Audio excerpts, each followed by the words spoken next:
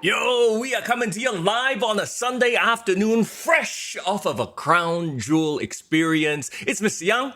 And it's for in the building, bro. Ah, Sunday afternoon podcast after a pay-per-view or PLE. Feels yeah. like it's almost becoming a bit of a tradition for us, yeah? I know. You know what? Here's the thing. I kind of like it because it takes the stress away from work commitments. As we are both very gainfully employed and also very hardworking individuals, right? And sometimes, Alhamdulillah. Thankfully. exactly, right? And on a weekday, not that we don't love our weekday Tuesday schedule, we love it, right? But sometimes it does, things crop up. Like halfway during lunchtime, you get a message from the boss, or you're thinking about, I have to do this, I have to do that. On a Sunday, none of that BS. We're just here to talk wrestling. Bro, and you know what's the best part? Like, okay, I know some people complain about like the 1 a.m. timing in Saudi Arabia, but yesterday night was like the perfect like entertainment product for me. You see, Okay. I went out, I had some like Halloween party, got home just in time. It was a Liverpool game, 11-1. Right. And the moment the Liverpool game ended and we won, thankfully, thanks to Mo Salah, then straight away transition into Crown Jewel. And I'm like, damn, this is like the best night for me, man, to like chill and watch stuff. Okay, but So, the question yeah. is, did you manage to tahan all the way? Did you have to split Crown Jewel in half? I can tell you exactly at which part I fell asleep. okay, you tell us later when we do the proper review. But hello to everybody in chat, by the way. Zayden, it's good to see you. Alfred, yeet! There was a lot of yeeting, all right. And in just a little while, we will be joined by yet another special guest. This seems to be a new thing for us as well. We're getting these special guests in the studio to chat about not just the WWE stuff, but local wrestling in just a little while. A very title-hungry individual, also hungry for meats as well. For sure.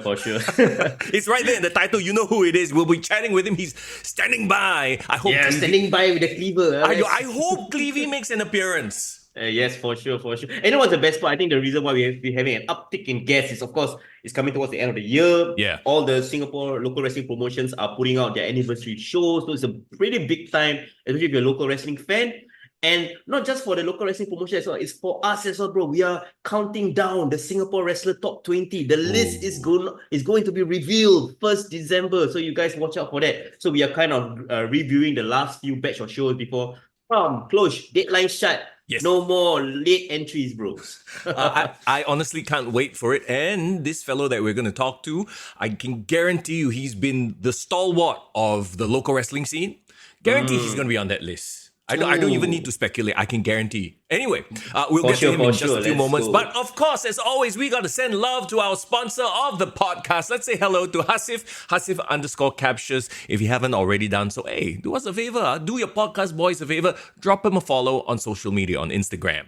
For sure. I mean, he is an independent financial advisor. So if you ever need a second opinion on your portfolio, you can hit him up. He has a Tea with Hasif series as well. If you want to meet him and talk about entrepreneurship, talk about fitness. That guy is a fitness bro, like I wish I was. But he is definitely a legit High Rocks bro. And he's also, loves talking about small businesses, personal branding, anything under the sun. Copies on him. Just have to turn up and say hi. Absolutely. First meeting is all about the vibes, as it were. There's like a Google Forms. Yeah, you can just click on it and boom, fill in whatever you need to fill in. There you go. Once again, drop our guy a follow. That's Hasif_captures on Instagram. For sure. And you know what? I'm excited because he may or may not make an appearance in the upcoming SPW shows. And upcoming Grapple Max shows. So, keep a lookout. I'll make sure I'll introduce him. Everyone give him the handshake treatment. Give him the Shane McMahon to AEW treatment if that happens. So, watch out for that. I don't know about that one. But that aside, it's time to welcome our guest that we've promised for a while already. The man of the hour. He did bring Clevie. Oh, dear God. What's up?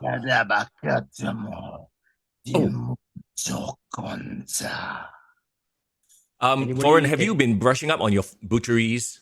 No, I haven't. I can actually talk English. Oh, thank God. Oh, what's up, bro? I haven't been catching up on my Duolingo on butchering, so I'm so sorry, man. But thank you so much for joining us, Butcherman. It's a pleasure, bro. It is so good to see you guys again, and thank you for all that joining us in the chat. I think this is gonna be a good one. Yeah, wait. Before anything else, we are here live. Butcherman is live Yes. streaming on the podcast right now. So if you guys have any questions, anything to ask Butcherman, please go on the chat and hit him up. Yeah. And he is making his return to the podcast for the first time in 4 years. And The I last swear, time we were on the show was so I long s- ago. Yes. I swear we did not plan this perfectly, but 4 years ago, he was on the show during Halloween. During the Halloween period, we did a Halloween special. We talked about all our favorite horror characters in pro wrestling. And then 4 years later, here he is with us right now on a Sunday afternoon. Let's go. For Yeah. sure. And it's for good reason as well. You know, when we bring him back, we wanted to make sure that, you know, we highlight him in the best of ways. And the reason why is because he is currently the #1 contender for the SPW Southeast Asian Championship. Bro, how excited are you about this opportunity, or is it long overdue, bro? Oh, like I think yeah, I do understand the sentiment that is long overdue, but I feel that the timing is perfect because actually I joined SPW, like the training center, 10 years ago. Ooh. Wow. Almost like exactly 10 years ago. I joined in about like December. Mhm. So the statement, of course, was my trainer, and like 10 years later, I'm actually going to face him for the championship in the main event. So it's like really cool. I'm like very blessed and honored that it's going to be on the 12th anniversary of SPW. So like I think this is like a mind-blowing situation for me, and also like it's a dream come true. There are also a lot of factors that come into play. So many things have changed. He's aligned himself with new people, arguably the most dangerous faction in SPW. Okay, we'll get to all that when we preview Crowning Glory, which is, of course, happening on Friday. I can't wait. Personally, I've had people ask me about like, hey, Mr. Young, are you going? So the buzz is definitely already there. You know, it's like the anniversary show, year-end show. You know SPW is going to go out with a bang. And also one thing else we wanted to talk about before we dive right into anniversary. We also want to talk about, like, you know, like your history, everything from, like, you know, reforming, reuniting with Dr. Gore, our previous arch nemesis, and as well as, like, you know, the how SPW has grown in the last 12 years. I think you as an OG, you definitely as a veteran, we can see the trajectory through your eyes as well. So that's going to be really, really exciting, you know what I'm saying? Yeah, absolutely. And of course, with that Butcherman, we are going to talk about Crown Jewel, the WWE PLE that just happened a couple of hours ago. But before we get there, though, I do want to ask you, right? Obviously, you are a fan of horror and horror movies. It is the season for spooky. What is your favorite horror movie? I don't know if we've ever actually asked that of you, Butcherman. Yeah, it's true. So like just a very embarrassing confession. In terms of like supernatural horror, I hate. I absolutely hate it. I'm so like terrified. Really? Oh. I am so terrified of like supernatural horror. But like slasher horror, that one no problem lah. Because normally I root for the slasher to like kill all. Of course. Understandable. Yeah. Understandable. Well, who is your favorite quote unquote icon, slasher icon? That's tough. I would say like Leatherface. Texas Chainsaw, right? Yes. But I mean, like I do also like Michael Myers. Or no, is it Michael Myers or Mike Myers. Michael Myers is Halloween. So, Yes. there's, the Austin Powers Mike Myers. That was Mike Myers. No, that was same name, but different vibe completely. yeah, completely different. Same name, So but just different Michael vibe. Myers lah. Yeah, I feel like he's like a Terminator vibe where like you think he's dead, but actually he's not. Like I think that's pretty cool. But like speaking of like horror movies, right? There was one I watched recently. It was Dabe. Have you guys heard of that one? Dabe. Dabe, yeah. So it's a Turkish horror. That was insane. That was like okay. for like 3 days, like The- sleep. Like that was scary. So it's set in Turkey. It's all about like jinns and like possessions and stuff. So that's wild. yeah, it was like really, really like well done. The only Turkish horror I heard about recently that became like world famous was Sitchin. It's not the same, right? So Sitchin, I think that's the Turkish one, but what I watched was the Indonesian one. Which Yes. that was like Wild as well. Did it you? was not good. Like it was just like okay. it was so bad. Like the logic was also bad. So like I was like, this movie is not scary. Like I overcame my supernatural horror movie fears. I Oh. see. The best Guys. way to overcome your horror fears, right? You just to watch a bad horror movie so you can laugh at it. Yeah, that's true. And then desensitize yourself that way. Okay, so interesting enough, I just Googled it, right? Dabe is a 2006 Turkish horror film. They have so many sequels, it's kind of ridiculous. How many? The one in particular is Dabe. I think it's called The Possession. Dabe the Possession. About like maybe the third or fourth, but that is like the strongest movie out of the series because the rest like campy, but this is like the very Blair Witch Project kind of feel, like the on stage kind of feel. Yeah, that was like really really good. Okay, we got some comments on the chat. Zayden was asking, is this the one that had real incantations? No, that one was called Incantation on Netflix. I watched that one. That one was scary. Okay. What he's talking about is Sichin. So, Sichin, in the beginning of the movie, they use like the real incantations, which I mean, I guess if you know, believe, it's quite scary. But then like if you don't know about it, it's like it's whatever. Interesting. Right. So okay, just to lay it out, there's Dabe Demon Possession, Dabe 2, Dabe 7, Dabe El Nazar, Dabe 6, Dabe Curse of the Jinn, my God. Dabe 5, Zer Isin. So yeah, when you know a franchise has this many sequels, you know, okay, like at some point it becomes parody already. Wait, do you guys remember the end of 22nd Jump Street? Where the post-credit scene is like all the 23rd Jump Street and then like they're giving a montage of all the future sequels. Yeah. 24, 20, and then Yeah, so I think it's the same vibes lah. But man, okay, thanks for the introduction. I think all the listeners and viewers check out Dabe, man. Is it on Netflix? I think it is Dabe the Possession. Yeah. Okay. By the way, Najwan says, what about Dabe Allen? Hey, we got jokes. We got jokes in the chat, bro. Hey, jokes. That's one piece. Dabe Allen, that one. Hey, we watch that every Thursday. That one very hard to watch. Wow, that one is true horror, bro. Trying to watch what's going on AEW. Okay, come. Let's talk a bit about Crown Jewel. Butcherman, have you been following the WWE product? Do you jump in and out? Like, what's your schedule like these days? Yeah, so like I normally just watch the highlights for like Raw and SmackDown, but you know, like the ones where they show like the full matches on YouTube, that I definitely watch. Then I just like finished Crown Jewel about like 15 minutes ago. I appreciate it. You were just saying off screen like, thanks for appreciate you doing the homework. You know. Yeah. But the fun thing is, right, a lot of my friends have been asking us about WWE ever since the news was announced that it's on Netflix. How is the WWE wrestling chatter around like your group of friends or people who might not watch wrestling all the time? Are they aware? And how are you feeling about the Netflix move? Yeah, like I mean, like personally, I feel that it's really good because of the exposure to like many more eyes. Even like my colleagues who like maybe like watched wrestling last time, they were like, "Hey, like I heard about this like Netflix deal." Or it's like so much easier for me to watch now because like it's more readily available for them. So yeah, I think like the excitement in terms of like amongst the wrestling community is quite strong. Yeah, for sure. Oh yeah, and I've said this ad nauseum, right? The thing about Netflix is sometimes we just sit there, there's so much choice, we don't know what to do, we'll doom scroll forever, right? Now, you got something where, hey, I remember The Rock last time, wow, he's such a funny guy. Oh, you know, this Roman Reigns, he has such a vibe, right? It's such a great way to capture new audiences. I'm actually really excited for it, not just for the WWE, but pro wrestling as a whole, because, you know, one thing generates interest, people are into pro wrestling, say, hey, Singapore also got pro wrestling, let's go watch an SPW show, you know? Foreign, you okay now? You're frozen over there. No, I'm listening, bro. I'm excitedly musing about the possibilities of watching Netflix and how it leads into local wrestling. I think, definitely the funnel is there. Maybe bro was like thinking about what can they do with Liv Morgan and Dom Mysterio. Hey, so this is a question that gets thrown around a lot, and I want to get your thoughts on it, both of you, right? Do you think that WWE will push the boundaries and go a little bit more?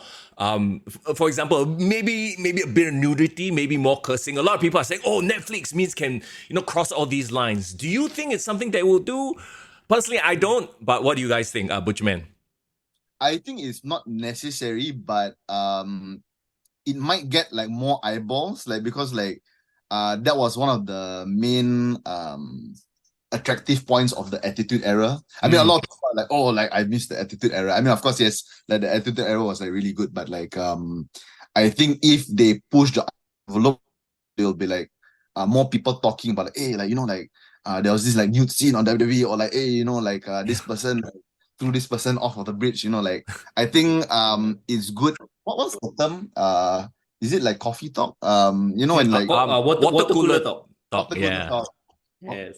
I think I drink too much coffee. That's like, Coffee talk. Foreign, what about you? What do you think? I would actually think that they would only use it sparingly to serve a storyline. I think like the new management, the way they approach things is like it has to serve the story first. Yep. So like we're not gonna just have like sex scenes for the sake of sex scenes. That one Yep. you can just go on internet to find out. But there has to be a reason why these things are happening. And I think even the violence, like for example, Hell in a Cell, Drew McIntyre and CM Punk, that's a perfect reason why there was blood involved. I think WWE will be smart in their usage of it. I agree. I think they are in a really good spot storytelling wise. I'll be very honest, right? Watching Crown Jewel, like for whatever reason it was, I just sat there thinking every single match that went on, right? It literally had a very easily digestible and understandable story. Even if I didn't watch the match, even if I don't give a shit about how well they wrestled, I know all the storylines. And that to me is right now WWE's main like plus point. You don't have to be this expert to sit there and analyze everything. Oh, okay, I get it. And we'll go through each of the matches and, we can explain the storylines in one sentence. To me, if you can't explain the storyline in 1 or 2 sentences, you've lost people, Agree. And I think I would love to pick Butcherman's brain as well in terms of like laying out a match, like psychology of a match. Like, what do you think WWE is like doing really well this season? Because like clearly it's on an upward trajectory, and like Young brought out the point about it being very digestible to watch. But do you think there's any other factors in how they present their PLEs that's been really helpful? Yeah, so like I was like looking at like I wrote down like a few notes, and a lot of the common points with all the matches is that almost all the matches had like purpose. Yep. Like everything had a purpose. I like for example, I mean we're gonna go more in depth about it later, but like for example, Seth versus Bronson. So like on commentary they were saying like why this match is important. Like Bronson wants to take Seth's spot like in the meet. And I thought that was like really cool. And the way they presented it in terms of like the match, like it made a lot of sense. Yeah. Shall we jump into it proper then? Yeah, for sure. Before that, Prabhu on the chat wanted to say pay much respect to the Butcherman for taking time away from your meat shop on a Sunday afternoon to do this podcast. Hey, shout out to Prabhu. Prabhu is like big fan. Like whenever I attend a Graphomax show and like Prabhu comes out at showtime, I'll cheer the hell out of Prabhu, but then I'll boo the shit out of like Valen. Oh. Yeah, Prabhu is like the guy in the group that everyone kind of like low-key like supports and loves. Yeah, so it's really awesome. The turn and defection will be epic. Just saying, huh? Okay. Cinema! Yes, our objective silverback over there. But let's jump into Crown Jewel proper. And once again, we're in Saudi Arabia. It's a big money show. Everything looks grand. You have to give it the WWE right now. Presentation is 100%, right? We kick off with the Bloodline versus the original Bloodline. Okay. Were you guys surprised that they started off with this? No, I thought they would start with this. Start hot, right, Butcher? I was like, wow, this is a really strong match to start off with. But you know what, like, because like for me, like this match is like a wet dream for me because I love like so much like. I think in terms of like inspirations, like now, like wrestler, I've been like watching like as many Samoan wrestlers as I can. So like seeing all of them together, I was like, yeah. And don't forget, Butcherman, one of your signature moves is the kind of Superman punch, right? So, so definitely is really, really cool. I do see the connection, definitely, in the way you wrestle. I have to ask you, Butcherman, because you are fluent in Butchanese. Can you tell me what Tamatonga is saying when he goes, is that a dialect of butcheries or is it completely different language? Because there are similarities. I feel like some of the tonalities, some of the, inflections, like very similar like that. Yeah, so it's a bit of an offshoot, like because like my language is a bit of an offshoot of theirs. So like, when Tamatogo goes like it's kind of similar to when I go like dialect inflection a bit different. So what he's saying is that I'm going to F you up In my language, it means I'm going to chop you up. So it's kind of like the same. Right. That slight difference lah. It's like Mandarin and Hokkien lah. Yeah. I love that we finally have some clarity on, something that we hold so dear to our hearts here on Kick to the Gut. Tama Tonga and Tonga. Yeah. Our two favorite Tongans.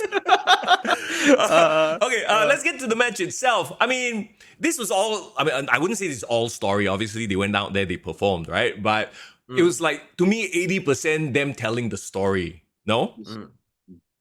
And another cool thing I wanted to say as well is that while it's a very story-driven match, if you've been a long-time Bloodline viewer, right, you have seen how subtly each person's character has kind of evolved, right?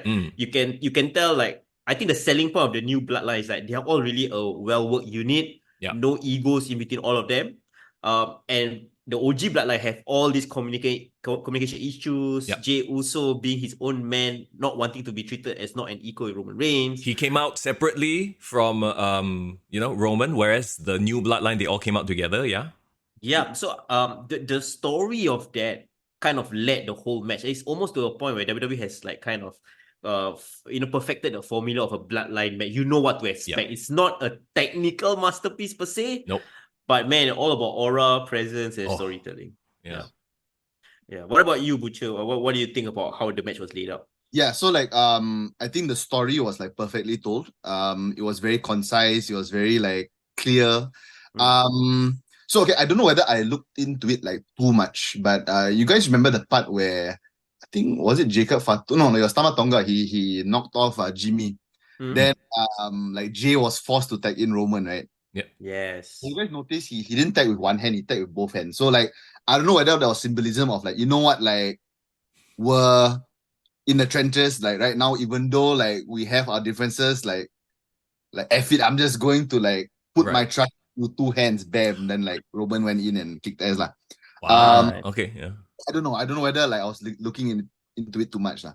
But another thing like I really want to point out is like Jacob Fatu like is the man. Like he is. Yes, he is. Are you guys familiar with his like indie stuff like MLW? MLW, yes, for me I do follow him. So like whenever he does, the hands together, then he does I love you solo. It's like very reminiscent of when he was a part of Contra. He was in a Contra. So he'll always say like, "Hail Contra." So like he is a guy that you want in your faction because he'll just put over the team name. He'll just put over like all the key points to the point where you will remember like him because of like him just putting over the group name, and also you'll remember the group name because he keeps on repeating it. Yeah.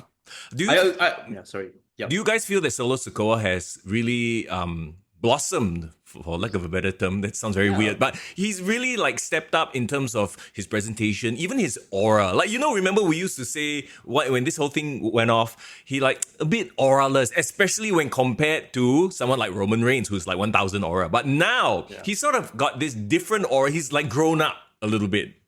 Yeah, for sure. And the thing is, I like about Solo is that something maybe clicked in him in this last few months where somebody told him to like, hey, I think you can let loose a bit, show a bit more of your humor. Yeah. Because the one where I got tickets. I got tickets. That like legitimately cracked me up because I was like, hey, this guy actually quite funny.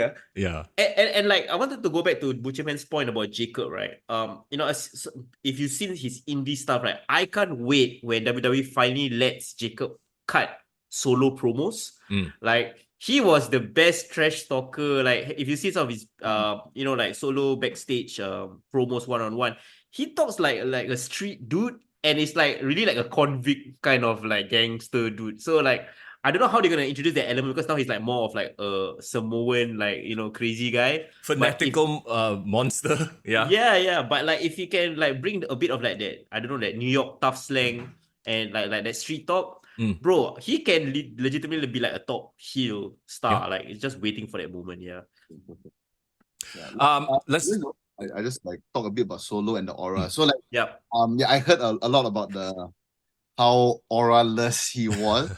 But like, I don't know whether you guys agree, but I feel that the reason why people didn't buy into his aura because they compared him and Roman because obviously like new leader, old leader type of thing. So like compared to Roman, of course Roman is like Mr. Aura, right? Then Yeah. like Solo is like he was the what's the term for it? The not the bodyguard, the enforcer for Enforcer, the yeah. Yes. Yeah. so like for him to be in that leader role, like suddenly it's like, like this guy. Mm. I think like his aura stepped up also because if you compare how Roman's bloodline is like now compared to like Solo's bloodline, it's like Solo's bloodline is so united, and it's like because Solo is a good leader. That's why now you take him a bit more seriously as a leader, as Yeah. compared to Yeah. Roman. Like right now, he's still trying to pick up the pieces of like Yeah. yeah. And no matter how like hilarious Tonga Loa is, Tama Tonga is, right? On TV, Solo never shits on them. You know what I mean? Like, No.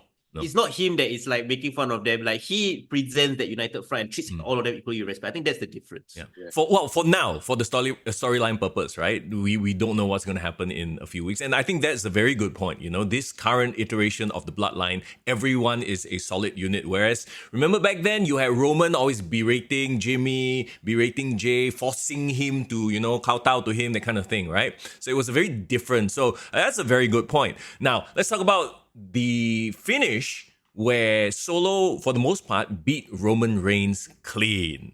Did you guys expect that?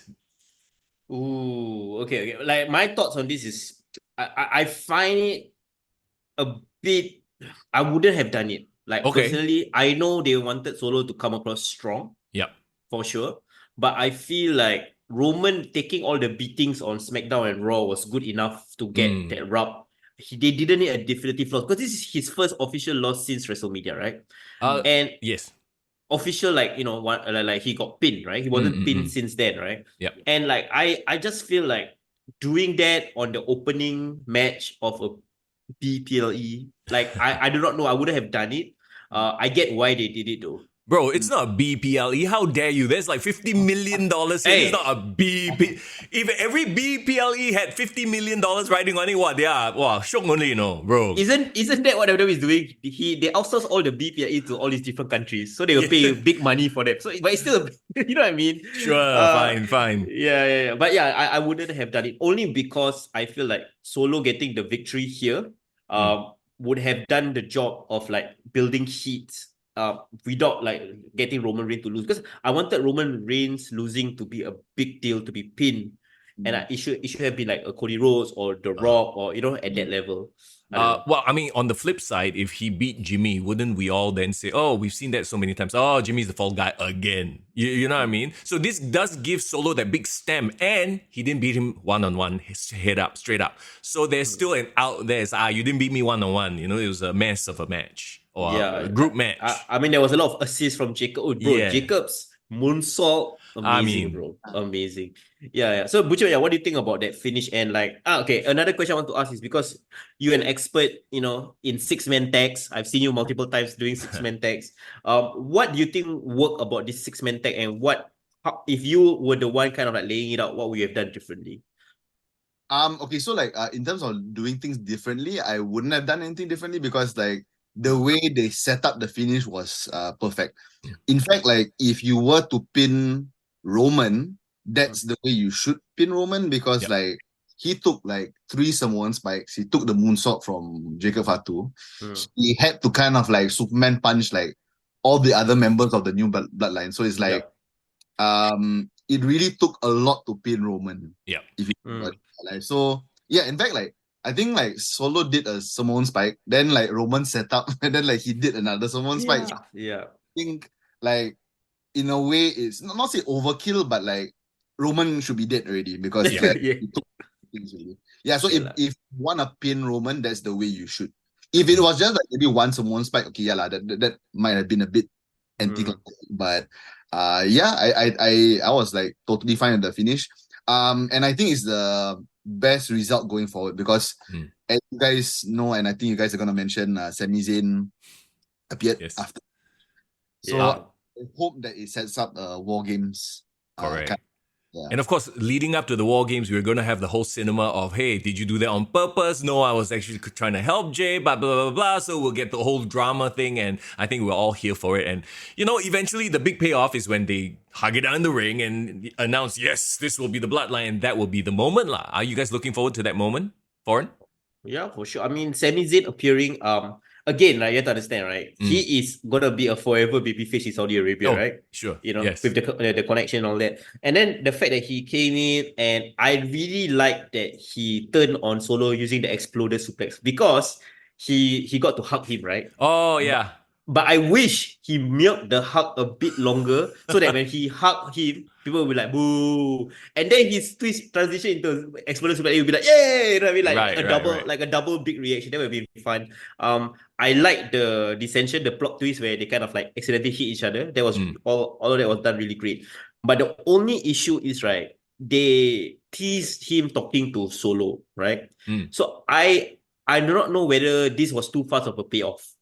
You, Oh, you get what I mean? Like, yeah. if okay, they did the way they did it, I'm fine. I'm okay with it. But if I had the way to book it, I would have made Sammy come out, and people still coming out of the show still feel like, whose side is Yes. he on? You Yeah. know what I mean? So Drag it not out a bit further. so you would have rather he not do the exploder, but actually like try to make the save but miss. So there was no like definitive, oh yeah, he's definitely against Solo moment. Imagine they remove the hugging part, right? Yeah. It's just the part where Solo stands in the middle of the ring. Yeah. Sammy comes in at the corner, getting ready for a pullover kick. Roman Reigns on the other side, Yes. getting ready for it. And then they did the same thing. People will be like, wait, who Wait is a minute. Sammy's Yeah. side? Yeah, I see what Yeah. you're talking about. Yeah. Yeah. But yeah, generally I'm excited for like the 4-week build up to Survivor Series 30th November, right? So that should be fun. Somebody on the chat on our Discord actually was like saying like, can you imagine like Paul Heyman comes back and then he comes out with a hoodie and a bandana, Oh, like Jey Uso. That would be hilarious. But yeah, I think, I don't know. Do you guys think Paul Heyman is needed in this build up or not yet? Butcherman, go ahead. I think like it will definitely be like a good like a culmination of the whole thing. So like maybe like, okay, let's just say like War Games, that's when he appears. I think like right now, maybe we don't need it, because like I think once you have like all members of the of the old bloodline, then it's like, okay, like everything's perfect now. But like I think they're slowly building up the unity, slowly building up their chemistry again. So once Paul Heyman comes in, it's like, okay, yeah, they're back. Like old bloodline is back in form. Yeah. Do you think it will be a case of it only takes Paul Heyman coming back to unite the old bloodline? You know, that's the story they're trying to tell. So now they're all going to have their miscomm because they have no wise man. But finally, when the wise man comes back, then they pull their shit together, sort of a deal. So I don't know how long they want to stretch this out, but I'm thinking maybe they lose. The original bloodline lose at War Games as well. Wow. So they drag it all the way to, you know, like Royal Rumble, WrestleMania, that season. Then Paul Heyman finally makes his return, be like, let me get everybody together, and you know. Yeah. I like that. What would set it off even more is like, okay, they win in War Games. It's a hellacious match. They barely survive, right? And like you can see Solo and his team like retreating, kind of like upset again. And then we get a repeat of Bad Blood. Huh? Where the Rock. Yes, right. where the Rock comes in. Yeah, the Rock's entrance right at the tail end, and then he appears. And then, but this time, it's not Solo retreating into the crowd. He's retreating at the entrance, and then the Rock comes in and steps beyond him, or like even touches his shoulder and say, "Okay, now step aside. Okay, now I'm the actual, you know, final boss." Yeah. Then that kickstarts WrestleMania season to me in my eyes. Yeah. Love it. But generally, I think I'm quite excited. So like overall, how will you guys grade this match? Because a lot of people were saying like this was a good bloodline match, but it's not like the best bloodline match that they've seen. I mean, it's not. Here's the thing, right? Like it's a stepping stone to the bigger story. It's not the final chapter. So sometimes it takes a while to get there. It served its purpose. So I was very happy with this match. For sure. Zayden said KO feeling more betrayed than ever, lol. And we'll get to KO and Randy's non-match in just a bit. But let's move on then. The Fatal 4-Way Tag Team match for the WWE Women's Tag Team Championship. Okay, going in, right, I think a lot of us were like, whatever, like, what's this match for? But I actually low-key enjoyed this match in that, there were no major like botches or cock-ups or anything like that. Come on, you don't watch a women's match just to think about that. Come on. No, but like, I mean, not women's matches per se, but like some of the, participants here, let's just say have a bit of a greenness to them. I'm not talking about Chelsea. Oh, I would love to hear Butcherman's thought on this, but I'll just quickly say my part. Like, I thought that this was a great display of women's tag team. Not just the moves and like how they work against each other, but like them as fully formed, established tag teams. Because like Damage Control and all their history, they are like a legit tag team. Jade Cargill, Bianca Belair, they have their thing going on. Even Chelsea and Piper, I would say they are very established as a duo. And like, if you don't watch NXT, and this is your first time seeing like Lash Legend and Jakara Jackson, like, bro, I came out of this match was like, damn, this Jakara Jackson got a bit of it factor. And I love that Lash Legend is like this pure powerhouse. Like, even if they are green or not as smooth yet, but you can see like the tools, the diamonds that can be, crystal into. So that's why this was a multi-person match, to be quite honest. So that we can have the veterans, sort of run the show here. Butcherman, what did you think? Yeah, so like I think you guys might agree, but I feel that the MVP of the whole match just have like 2 words. It's Chelsea. It's Chelsea. Wait, did they replace the voiceover? Because it used to be Samantha Irving, right? It sounded a bit different. I don't know. Maybe I'm overthinking it. Do you guys miss the Chelsea ring announcement? Because like, just not the same, man. Mike Rome tried. He did it with the Chelsea green. I don't know if you noticed it. I was like, that one you got to commit 100% or don't. You know what I mean? Don't do halfway, bro. Yeah.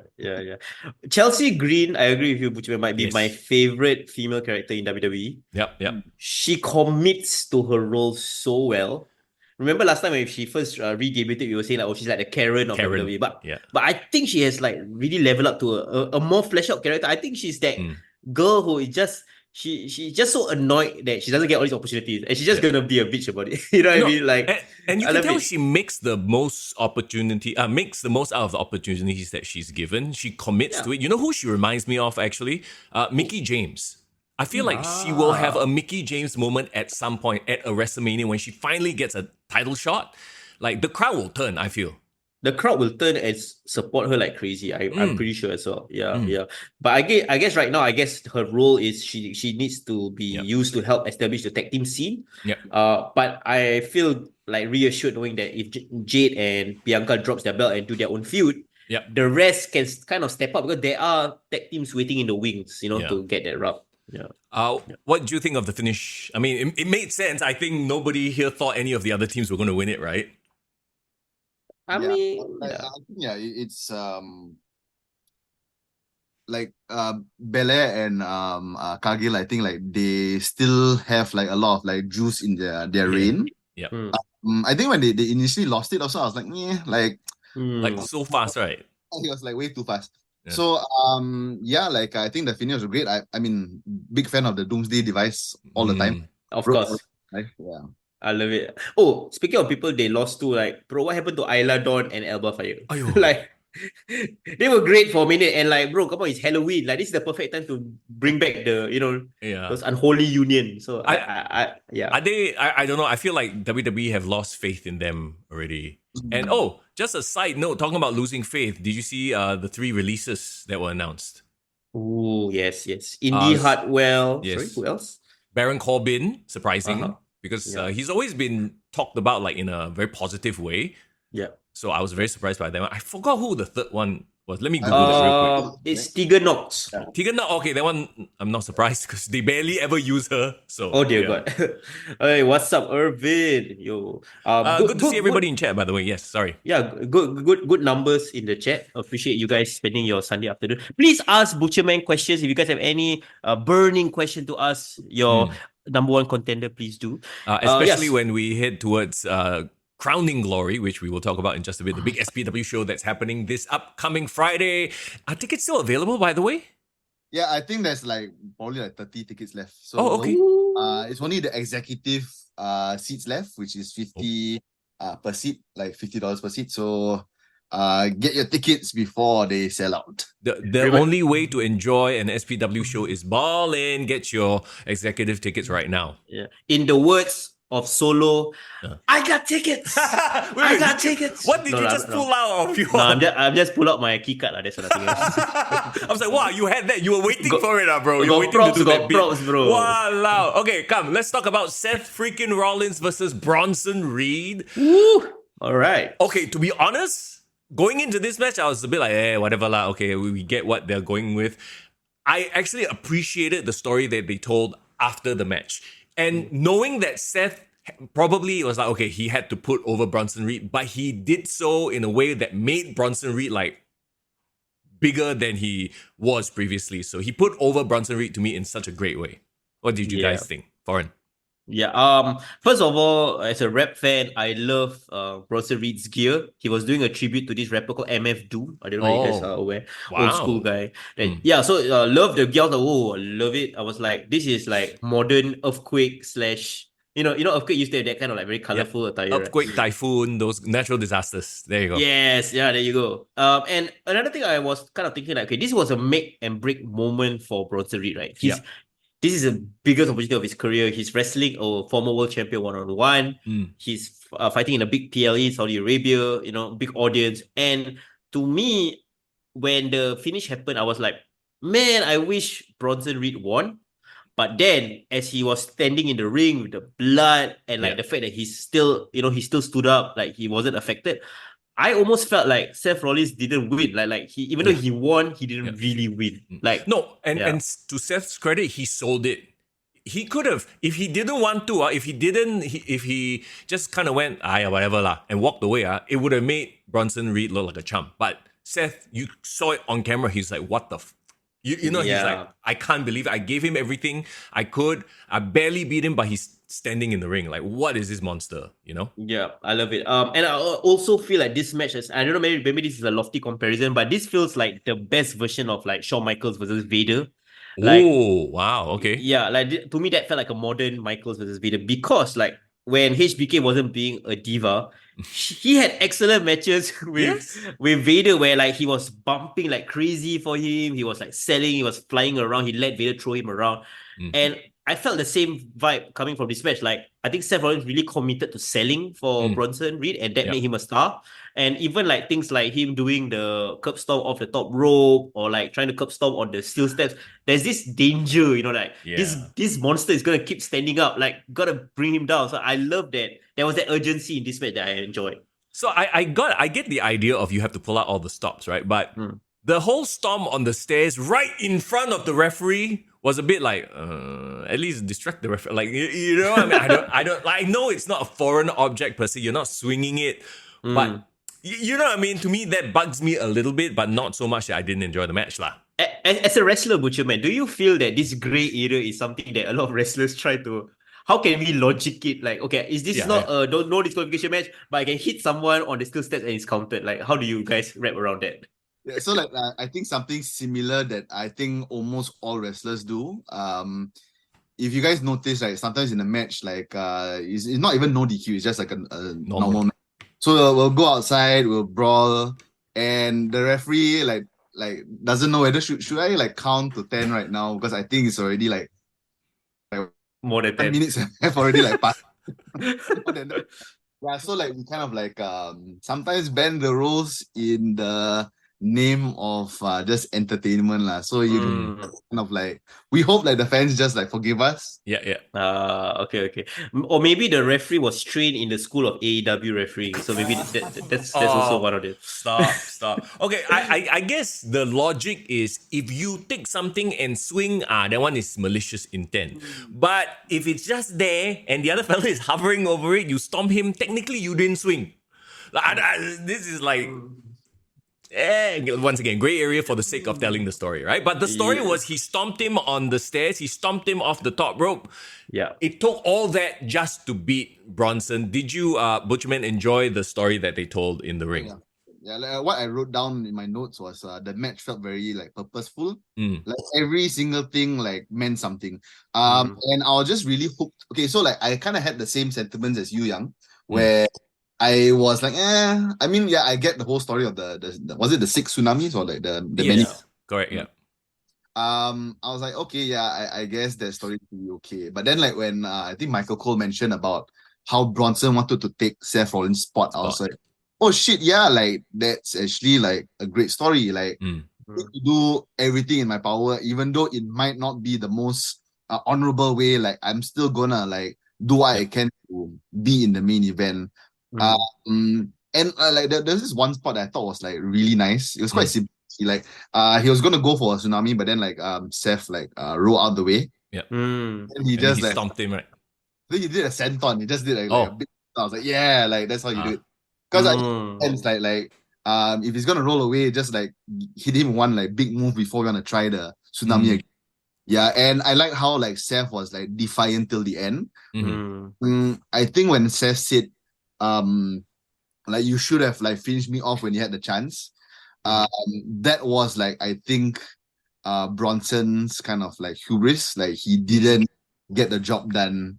Yep. If he just like like went a bit more vicious or more ferocious, he might have gotten the win. But like it was just that one leg or that one hesitation that cost him. Yeah. What do you guys think of? I feel like Seth has done this twice already, maybe even more. Starting the match with finishers, because I don't know if you noticed the first in-ring move was the tsunami.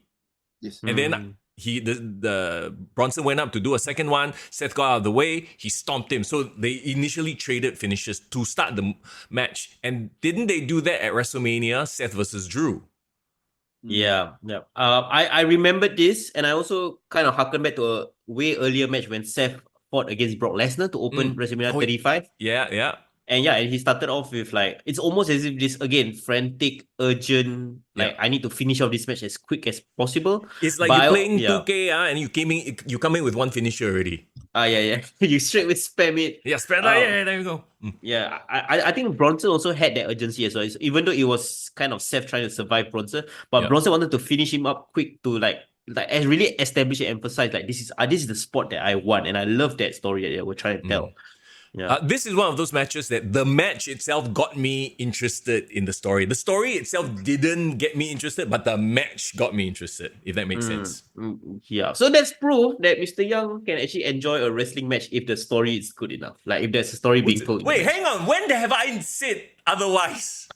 I mean, all those times when you say like, hey, a match is not enough to tell a story. This is the point I'm trying to say. Oh, right. Okay. No, it's like, obviously it's 50-50, right? Sometimes you have the best of all worlds when you have, like, for example, Cody versus Roman, right? You're like, okay, two good wrestlers plus incredible build-up story. Yeah. Another thing I wanted to ask as well for your opinions, right? Like, do you think Seth at this point in his career, even though yes, he is a top guy, but I feel like he will never be the number one guy like how Roman and Cody is. But his role is a bit of that Shawn Michaels 2004 role where he came back as the veteran, and his job is just to build up all the next generation of stars, like carry them up to the main event level. Do you think that's where he's going to be at his career? Butcherman, I would love to hear your point of view. I definitely see it that way. I mean, like I am more of like the school of thought where like Gunther or like Roman should be like the top guy. But yeah, like I mean, like I think the term that we normally use is like the utility player. Like you fit him in like any role, but not in any like any role, just like the any like top role or any role where like like we want to build up this particular person, like can you be the guy to help? Like I mean like they trusted him with like Logan Paul that I think WrestleMania was like really cool. Yeah. Many situations, even like being was he the first world champ? Yeah, he was. Yeah, they trusted him with that too. He was trusted to bring Cody back and had his first match at WrestleMania. I mean, that was a big role. Yeah. What's the difference then between a great a utility player and a good hand, or is it the same thing? I think that like okay, so for like Seth, if you put him in like opener cut type of feuds, then that will be like a disservice to him, or like you know. You won't be utilizing his full potential. But like if you put him more like high profile stuff, but like any high profile situation, I think it's fine. But like if hand would be like maybe like I don't know, maybe Dolph, yeah, like before he became like Nick Nemeth in TNA, but like any single role like you can put him in. Yeah. Gotcha. Yeah. Oh yeah, that's fair. That's fair. I feel like at any given moment, if they really need a guy, Seth can be that guy that holds the title for a short period of time while maybe the other guys are injured, that kind of thing. So I do see him with one more title run. It's just maybe it won't be a very long one. It'll be like, okay, you deserve it, sort of a title reign. John Moxley as the same type of guy, because like in AEW, like the champion gets like injured, or that during that time the CM Punk debacle and all that, like they put the title on Moxley. So I think it's just a shield thing lah. Moxley is a reliable utility player. I agree as well. I would give a good example of how I think at this point right now in his career, Shaq Gable is a good hand. Yes. Yeah. But eventually, I feel he has the potential to be a great utility player in the main event. Yeah. Eventually, but great examples. Okay, so we go to our first Crown Jewel Championship. Butcherman, I gotta ask you, what do you think of those title belts? A lot of people say it's very gaudy. No, but it's a very Saudi thing. They love their jewels and their diamonds. And what do you think of it from an aesthetic point of view? Oh man, like I'm not a big fan of green. Like I seen like green with the championship. Yeah. Red was already like stretching it. You know when they did the Universal title. Oh yeah, ugly. Like I'm more of like traditional like gold and black. Like black leather. Yeah. Do you remember when Braun Strowman won this green color WWE title? Was that the greatest Royal Rumble? Yes, that was. Never to be seen again. It's horrible. Okay, so the funny thing with these titles, whatever, you like them, don't like them, right? They are actually not going to be held by the champions. The champions will get a ring, like a Super Bowl ring to parade around with. The titles will go into the WWE experience. So in a lot of ways, it's like an attraction for people to come and visit Riyadh, go to the WWE experience to see this title that was featured on the show, right? So that's the whole reason they made those belts in the first place, to be an attraction for tourists. Yeah. And also, if you listen to the pre-show or post-show, I think whether Jackie Redmond or somebody mentioned that apparently it's like the 100-year anniversary of like the Kingdom or Riyadh or something like that. Yeah. So they were having some sort of big annual celebration, and I think WWE's way of commemorating that is to create these titles as well. Correct. Give people a reason to visit the WWE experience. I mean, from a money, big business standpoint, it makes perfect sense, right? Yeah. Does it make you guys feel like, damn, why don't they do these WWE exhibitions all around the world? Like, I can you imagine they do that at Art Science Museum or something like, damn, all of us would be going, bro. That would be damn awesome. I think it's the money. It's a money issue. Because Saudi got money to pay.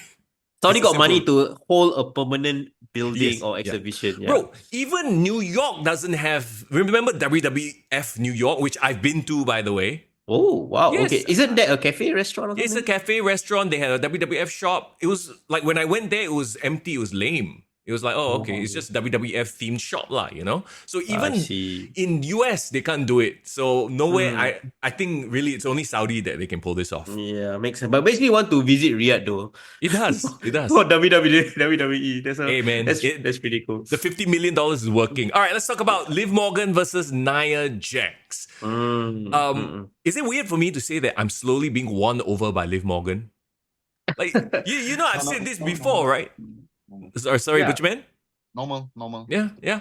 Like previously, it was a case of, she's interesting character-wise, but her in-ring work is like, nothing too special that jumps out, right? But is it a case of she only works if she's a chicken shit heel? Oh, man.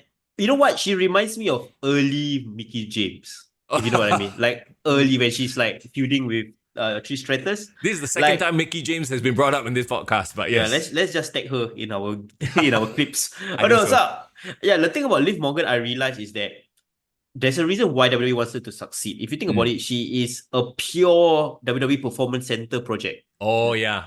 Never been an indie wrestler. I think she got signed developmental straight away. In her previous life, she was a Hooters girl. Because I was watching her Logan Paul interview. Oh.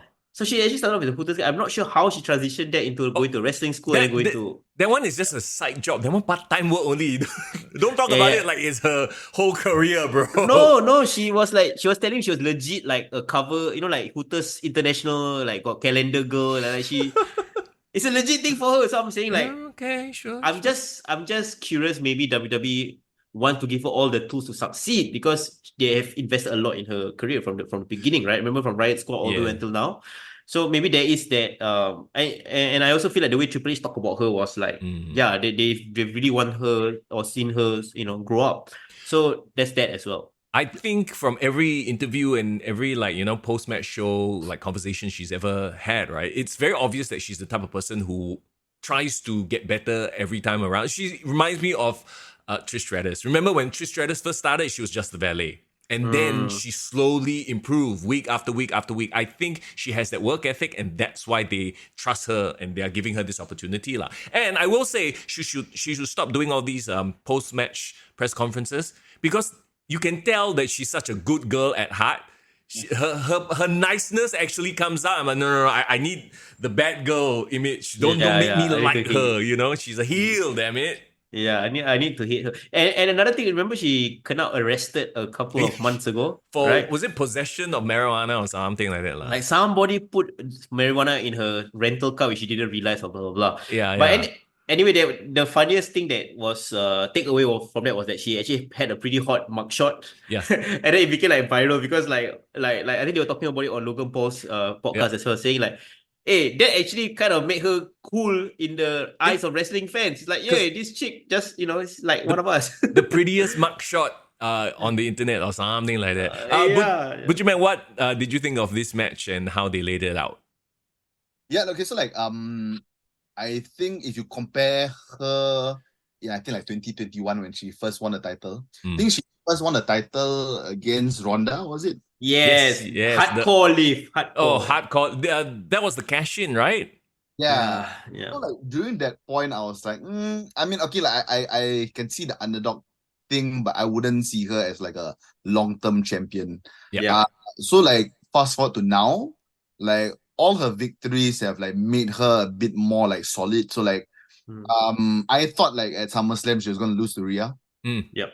But when she beat Rhea, I was like, yeah, makes total sense. I think she didn't seem like an undeserving champion. She didn't seem undeserving. So keeping Nia, I was like, yeah, sure. I am totally on board with that.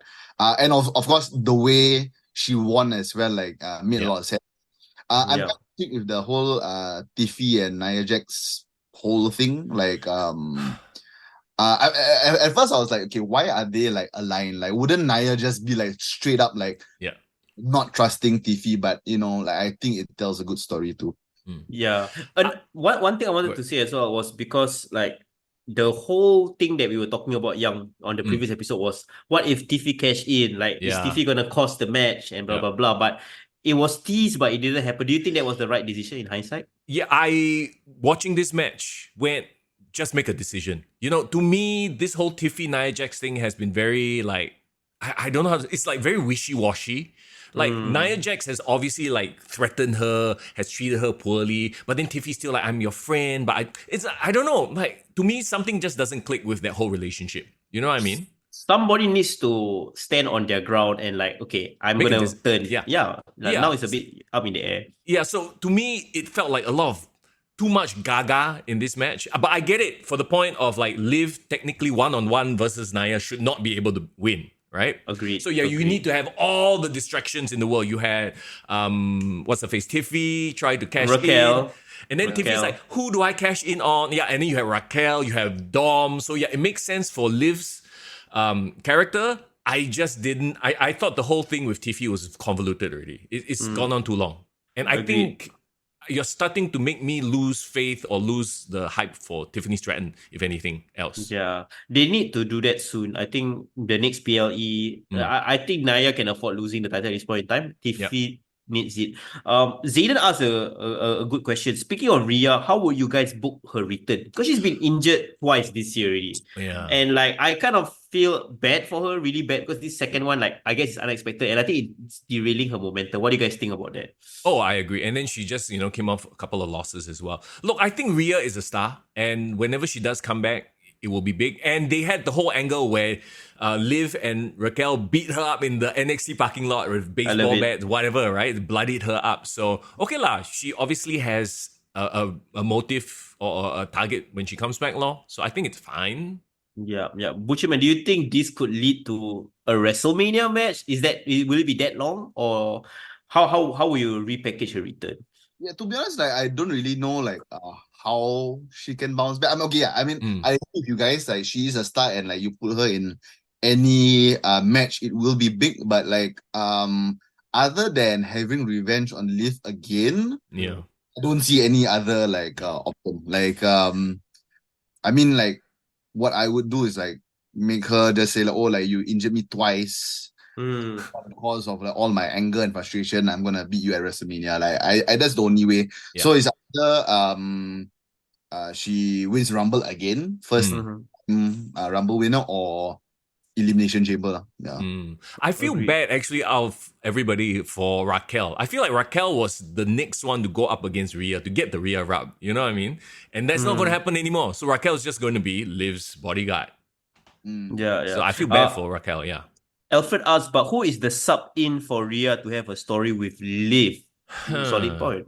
I mean, remember we've talked about how maybe the Wyatts can step up, have Nikki Cross be the person, but I don't know if they've sort of like chilled off with the Wyatt 6 already. They're like, okay. To be honest, who on Raw babyface women can actually step up in this slot? Because right now, Liv needs a challenger.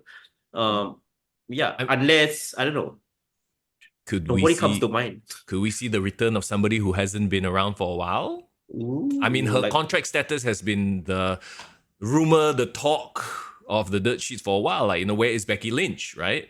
Becky Lynch is in the wing. Charlotte Flair is as well. Yeah. We keep forgetting, but these OGs are not even a part of the storylines. But that's how loaded it is. Bro, can you imagine? Becky Lynch comes back, and then it's like a Liv and Dom versus Seth and Becky situation. Or Liv tries to flirt with Seth.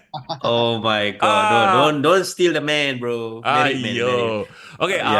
Did it make sense, this match, for Liv to win? Yeah, I think it did. I think Liv needed. If you're talking about who needs this victory more, I think Liv needed it to establish herself. I feel like it was a very corporate decision. Because at the end of the day, we all, and just watching the entire card, I think we understand this is a financial corporate decision to have these two as the figureheads of the Saudi championship or whatever you want to call it. Yeah, and don't forget, Naya already had her crowning moment, Queen of the Ring earlier this year. So I think it's fair. I think Naya doesn't need that feather in her cap anymore. Let's talk about LA Knight, Andrade, and Carmelo Hayes for the United States Championship. Okay, I'll very quickly just say this. I feel like Andrade and Carmelo have had banger matches, but they're just really good matches. Beyond that, people are kind of like meh about them, right? So you inject personality by putting LA Knight in. I feel like that's the formula. Like Andrade, Carmelo, the vibe not really there. You stick on LA Knight. Increase the vibe. What do you guys think? Yeah, what do you think, Butcherman? Yeah, so like this match felt like when I play like WWE 2K24 in a triple threat. I hate triple threats because like you hit the finisher already, then after the other guy comes in, you're like, okay, imagine. It was very fast paced. It was a nice change of pace too, because I think you had a lot of like strong story matches throughout the whole show. So like I think we needed a little bit more just like Michael Bay Transformers action type of thing. Work rate all the way. Yeah, I really like all the 1-on-2 type of moves. Like Carmelo hit the code breaker while he did like a kind of like a senton on the other guy. Then he did the suplex cutter. That was great too. Like he went for the head scissors thing, but then like hit the BFT. I was like, oh shit, that's a really good finish. So like I can't tell you what the story of the match was, other than like let's just go out there and just like put on a banger. Put these three guys together. Irvin brings up a very good point. Andrade needs more purpose. Now he's just this intense Mexican guy who doesn't like his mask. Because every time he come out, he wear the mask and he take out. He angry, then his face angry. Yeah, that's 100% it, right? Like Carmelo at least still has the whole like, I'm a young up and comer, I want my moment sort of vibe. Yeah, what is Andrade? He's just this Mexican guy who can go in the ring, but like what else? What's his purpose? Yeah. I would actually say that this was my second favorite match of the night. Oh wow. Okay. Yeah. Okay. So because I'm a fan of NXT Black and Gold matches. You know, last time when like Aleister Black versus like Adam Cole, they had all these like crazy banger matches, right? Like, but why I liked it more than in AEW is because like I kind of felt like there is a story that they're trying to tell still weaved into it. So while the work rate will deliver in the ring, the match will deliver, but like that I love the characters, right? So I saw this as like a mix of three great styles, right? Like we have Carmelo Hayes, which is that high flyer, like North American style, and then we have I guess Andrade is a bit more of a heavyweight lucha style. It's not full on flips and stuff, but he's like grounded, got power, but you know, still doing lucha stuff. And then like you have LA Knight, who just I'm gonna punch and kick and gonna be a full on brawler, you know. Bro, kind of sorry to sidetrack, but when you said lucha stuff, I you thought of hey Samura Delso, you know, I like know, him. Interview him, love that guy. We love that guy, but I don't. When you said do a lucha stuff, that's all I could think of, bro. Lucha thing. Hey, I want to say hi to Mighty who just joined the chat. What's up, Mighty? What's up? Mighty has a very interesting match coming up at Crowning Glory as well, which we will talk about in just a few moments. Yeah. All right, Butcherman, did you think this was the right decision? I mean, keeping the title. It kind of was the only decision, right? Yeah, like I think like when he won the championship against Logan, I was like, yeah, like the timing is like perfect, and I don't see anybody else like taking the title away from him unless it's like a very like personal feud. If it's like a let's just have a match because we have no one else to put you against. Nah, it works. But if it's like I don't know, like maybe if like Logan Paul wants to feud with LA Knight again, they can kind of do the title switch then. But like anybody else taking it away from him. I want LA Knight to have a very personal, intense feud with someone who can match it in the ring, or at least on the compliment him on the mic. Yeah. So when I say that, it's like, okay, if you want someone who can talk, then it's like really like the Miz versus LA Knight. They just talk to each other. But imagine somebody like an Aleister Black, somebody who's more vibes, like there's a bit more cerebral in the way he responds to LA Knight. Okay. So I would like that, but I do not know who can fit that character on SmackDown at this point in time. Unless, I mean, I do not know lah. Karrion Kross hasn't been rehabilitated yet. But can you imagine a Karrion Kross with his vibes, you know, going against LA Knight, doing mind games to him? I think that could be really cool. Yeah. Also, Karrion Kross is on Raw, but I get your point. You know, like LA Knight does all the talking. Karrion just says one or two words and just be menacing. So actually, right, even though the eventual match sucked, right, I actually really like Bray Wyatt and LA Knight. Oh yeah, the build up to it. I thought it was pretty like, oh, okay. Oh, for sure. Yeah. Irvin says Andrade versus Dom. Who is the real puppy? Hey, stop it, lah. Stop it. Okay, I think we skipped one match because the match didn't actually happen because it was thrown out. Yes. Let's talk about Kevin Owens versus Randy Orton. Oh man, Kevin Owens, he's very poor thing. Actually, I feel for him a lot. I really feel for him. I think that's the whole point, right? To make it so that, like, he's the villain, but he's justified in what he's doing because, Cody sided with Roman after Kevin had his back for years, and then he's, like, now losing his shit. It makes so much sense. Yeah, I saw somebody on Twitter had this hilarious thread, right? Like, all the indie wrestlers, right? Like, their favorite storyline is, why you're not my friend? Why you not become friend with me? Right, because then he did like a comparison thread, right? Okay, so Kevin Owens always lose his friend, always fight for his best friend. And then you have MJF, Adam Cole, also best friend and lose. So it's like all the indie wrestlers have the Young Bucks, friend, no friend. Best friends, who hugging who. And look, I've heard that discussion as well. And at least, okay, when you watch Randy and Kevin do it, it feels a lot more, I guess the word is professional, or like men feeling betrayed, as opposed to a bunch of boys, you not my friend, I'm your friend. You know what I mean? The vibe is different. Yeah. And Kevin Owens and Randy's friendship is well established. I mean, even back to Perth Elimination Chamber, I was there, right? I was at the, I think they had like the kickoff, and they were talking about how like they respect each other, you know, they have a lot of respect. So that whole storyline thread of like Kevin Owens always betraying his friend, and then like now he was being loyal to Cody and Randy. I think the heartbreak of him seeing Cody Rhodes going back to the bloodline, I think really set him over the edge. That is totally understandable logically. And them sort of running this whole storyline on social media, quote unquote, with the fan footage and not doing it on camera, I think it has been very refreshing. And also it works from, a standpoint of like, hey, this looks legit. Are you looking at Irvin's comment? I saw. I see guess the you wanna, twinkling. I want to ask Butcherman this question. I want his thoughts on this. Who do you think who is better at the victim role, Owens or Drew McIntyre? Oh man, like that's a tough question. I think Kevin Owens, I have to go with him because like Drew, I think like only recently he started doing the victim role type of thing. But I think Kevin Owens, like in terms of his whole career from like ROH to like NXT to WWE. Yeah, and he always like makes it seem as though like he's in the right, which more often than not, I'm like, yep, I'm on Kevin Owens' side. Yeah. Isn't that the mark of a great villain? Because every villain believes that he's the hero in his story, right? Yeah. He's had 3 great like friendship betrayal storylines. So you have Sami Zayn, which is forever like a classic. You have Chris Jericho, Festival of Friendship. People keep forgetting that was a big thing back in the day. Yeah. And then you have this Randy Orton thing as well. Yeah. Somebody needs to tell him, hey, it happens so many times. Maybe it's not them. Maybe it's you. Maybe it's a you problem.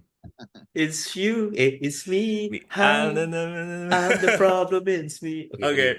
So obviously this story is not over. So the whole match was basically a setup for something in the future. But essentially, it was jump-started. They started smashing each other outside of the ring. Did you like that this was what went down, so we didn't get a match? Remember we talked about how it was probably going to be a schmoz somehow or a DQ.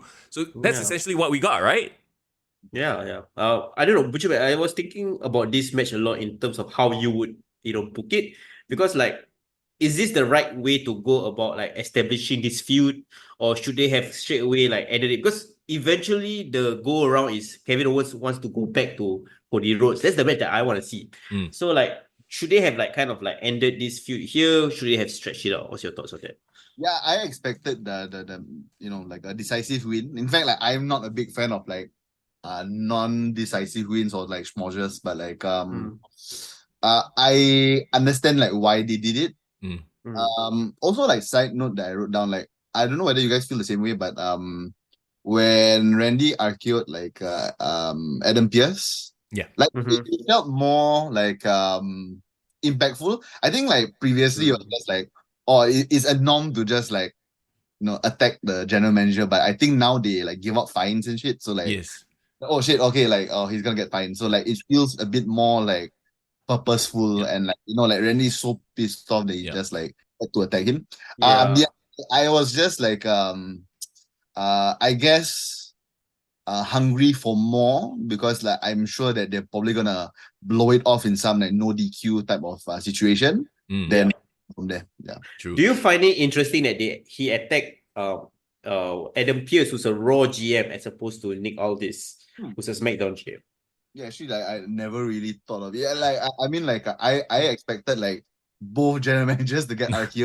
I wonder why it was just Adam Pearce. Maybe Nick Aldis will get his RKO on SmackDown, when Nick Aldis decides to find him. Look, I love that the GMs actually have some sort of power, that people are quote unquote supposed to fear them a little bit, right? I mean, not to compare, but literally on the other channel, the other promotion, you had the owner get pile driven and then nothing, there's no repercussions whatsoever. So it makes makes the authority figure lack authority. So it okay, whatever lah. So you can get away with anything. You can cripple the dude wore a neck brace for about a week and call the angles. All right, there you go. That's cool, right? Whereas here it's like, it's a big deal. And every time, even when Drew shoved Adam Pearce, like it was a big deal. He was like, oh, you're suspended for the week. So the rules are there for a reason, so that the heels can break them. So it makes an impact, as opposed to if you just break the rules all the time and there's no repercussions whatsoever. Agreed. Mighty was kind of highlighting a potential loophole. He was saying, well, Raw GM cannot find Orton. SmackDown superstar. Okay. I like everyone speculating. Well, then maybe Nick Aldis, and then so Adam Pearce will start pressuring Nick Aldis to do something about it, and Nick Aldis like, no man, I need my guy, and then that will lead to the Nick Aldis Adam Pearce feud, which we all want to see, Ooh, obviously. Smart. Oh, shout out to Benjamin Chan just joining the chat. He said What's up? Randy paid extra for the fine previously, if you remember. I remember this. Yeah. And then he said, keep the change because he will get an RKO again. He haven't claimed the RKO yet. On Nick Aldis, right? Yes. Or maybe that's the case. That's hilarious. Yeah. So I mean, if anything, it makes us want to watch what happens on Raw, right? Will Adam Pearce show up in a neck brace? That's the question. And my last question is, do you guys foresee Kevin Owens eventually going back to Cody Rhodes, potentially winning the title in a shocking manner? A lot of people were talking about they're bringing back Saturday night's main event in December. Yes, correct. And that's gonna be a huge deal, and I feel like Cody Rhodes should technically headline that show. And I feel like Cody Rhodes and KO should be the one headlining that show. What do you guys think? Do you think? Wait, hold on. Do you know if it's a recurring show or if it's a one-off? No, it's a one-off. It's like a big I don't know where it's Madison Square Garden, but like a big holiday theme show, but Saturday night main event. I understand. I don't think a title switch should happen. I know you've been pitching for Kevin Owens, but I feel like Cody has reached Cena status. They need him as the figurehead and then the champion. Because if Kevin Owens wins, like I feel like Randy feels like he goes to the wayside, you know? Yeah. Sorry, you were saying, Butcherman? Yeah, so like it's interesting you brought up like Saturday main event because like I mean I don't know whether they'll actually do this. It'll be quite cool. But I don't know whether you guys know or remember Hogan when he had like a very like a long ass like title reign. He lost to Andre the Giant. Yep. Very like screwy manner, and it was on Saturday's main event. Yes, $1 million championship, right? Oh, that one. Yeah, and then when Andre won, he handed the title over to Ted DiBiase, right? I mean, like that one was when like the referee was like the twin referee. Then yes. Then Hogan was crying. Yeah, but like that's a bit of a sidetrack. But like I mean, if they were to do something like that, they could do it on Saturday main event. But like I just don't see Kevin Owens being like the shock champion. I don't know, like yet. Maybe they might want to build it a bit further, but I still see like I don't know, like Rock versus Cody at WrestleMania, or like Roman versus Cody. I don't know. I don't really want Roman versus Cody again, but like like I foresee like a bigger WrestleMania match. Like actually, like my like dream match for WrestleMania is probably like Cody and Randy. Yeah. Oh, I do because of the history, right? I definitely agree. Young, do you see Zayden's comment on the chat? Survivor Series is in Canada, which could I don't know what that could mean. Kevin Owens. It's in Vancouver, so I don't know Montreal and Vancouver got link. Yeah, but can you imagine? Yeah, Cody Rhodes and Kevin Owens for the title at Survivor Series in Canada. I wonder who the crowd will cheer for. I wonder if Cody will put Kevin Owens in a sharpshooter at the end. And then somehow the bell rings and then Kevin says, No, I never tapped out. It's another screw job. My God. But different part of Canada, different. Yeah. Cannot generalize all the Canadian cities and provinces. Yeah. But okay, then we move on to the main event of the evening. Cody Rhodes versus Gunther for the WWE Crown Jewel Championship. Very interesting, right? Like we were talking about how can both wrestlers come out looking strong in this match. And I was thinking about it after the result, and I was like a bit disappointed at first. Like, oh man, Gunther lost, right? Yeah. But then I was thinking, right, this is the best way to keep them both strong because this was a one-off match, an exhibition match. There wasn't any stakes in that sense. So it almost feels like this loss feels more of like easier to sweep under the rug if he had stakes. I don't know. What do you guys think? I agree with you. And, you know, when you say no stakes, I disagree. The stakes was $50 million. This was the payoff, like to have Cody. And now, in hindsight, I don't know if you guys watched the post show, but they literally had Cody and Liv standing there at the WWE Experience, received the belt, put on the ring. Do you see Cody like try to squeeze the ring onto the finger because like his finger a bit maybe too big, right? A bit tight, yeah. And people online say, he's never taking that off. He's stuck already, the poor guy, right? Bro, you know what this reminds me of? Correct me if I'm wrong. This feels like a member of parliament giving like like a plaque or some sort of like medal. a plaque, like guest of honor. So I really feel all of this was just for show. No, exactly. Which in hindsight, it's like, okay, this all makes sense. Obviously, they want their big like superhero win, like Cody Rhodes as the champion, as the quote unquote Saudi champion or the Crown Jewel champion. Two blonde white people. That was exactly what I thought of at that press conference. I'm like, Liv and the two whitest, for lack of a better term, people are the representatives. I'm like, I don't know if there's some sort of political statement. Is there like some subtle messaging? I don't know. But it would have looked, I don't know, like if you had Nia Jax and Gunther there instead, like it would have not seemed quite as pomp. Yeah. Right? Did you guys see on the kickoff, somebody was making fun of how Triple H was reacting towards the Saudi fans chanting for WrestleMania? Yeah. It's because the fans were like, WrestleMania, and he's like, yes, WrestleMania is in Vegas, and they boo. And then everyone in the chat is like, nobody wants WrestleMania in Saudi Arabia yet. Like, there's a whole bunch of other cities that wants it more. You wait until they offer 500 million. They got the oil money, bro. Okay. As both of you who are married men, can you like explain to people who doesn't understand how much 1 carat of diamonds cost? Because they say it's 50 carats, right? So I'm like thinking, like, isn't 1 carat like thousands of dollars already? I don't know. Wait, let me Google how much does. yeah, Google that shit. I mean, how many carats? 50 carats, bro. Wow. God damn. I'm pretty sure it's a 6-figure amount. Okay, so Google AI has quoted 9.5 million. Damn. Are you serious? Yeah.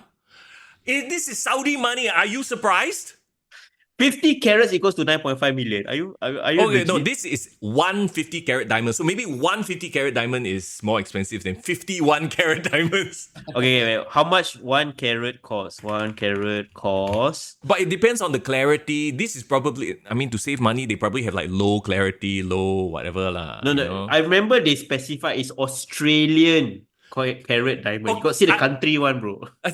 I don't understand what that means. Like, I also don't understand. Does Australia do better diamonds? Because they mine their diamonds, they also got mining, bro. That's why. Oh, so they don't want, maybe they want to like the idea of blood diamonds. They want to distance themselves away from that. They're like, our diamonds are legitimately sourced or some shit like that. Maybe. Okay, 3K to 10K, mid-range, 1 carat, 3 to 10K. Okay, so 10 times 50. 50. Well, go ahead. $500,000 lah. Yeah, shit. And then you get other gems, you got the strap. They got the money one. Aiyo. Okay. So then that's why it's so worth it for them to keep it in Saudi Arabia, bro. Put it under the, behind the glass case and everything. You try to transport that in the plane, you try? That's why they had all these bodyguards with the big case. Did you see? They made it a whole thing. Yeah, it's legit lah, so I guess. Talk about the match itself. We sidetracked. Talk about the belt, the diamonds, all. Numbers and stuff. That's where my Malay comes in because I can't count for shit. Yeah, it's all good, bro. It's all good. I was using calculator all the way. Okay. Let's talk about the match. Okay, Gunther versus Cody Rhodes. Like, I'm a bit annoyed that this match happened here. Because when the 2023 Royal Rumble happened, they were the final two. Oh, yeah. In my mind, I was thinking, this should be a future WrestleMania main event. Right? Like, if you build Gunther up to the next level, this can be like this generation's Hogan versus Andre in terms of like the pure babyface, pure heel. But they kind of throw it away in this, like, I would say, throwaway kind of match and stipulation lah, in my opinion. So I don't know. I felt I had a lot of mixed feelings, as if almost I didn't want to see this match yet. So that was my thought going into this match. I think we should get over the whole it's their first time. It's like, being with somebody for the first time. We put a lot of pressure on it, but we know that the first time is awkward and they need to get it out of the way. You know? So I Okay. think it's absolutely fine. They can still have a series of matches in the future as long as they don't touch each other for a while, you know, then you can build best of 3 sort of thing and have the third match be, the rubber match be at WrestleMania in the future. So I think it's for what they needed to do here.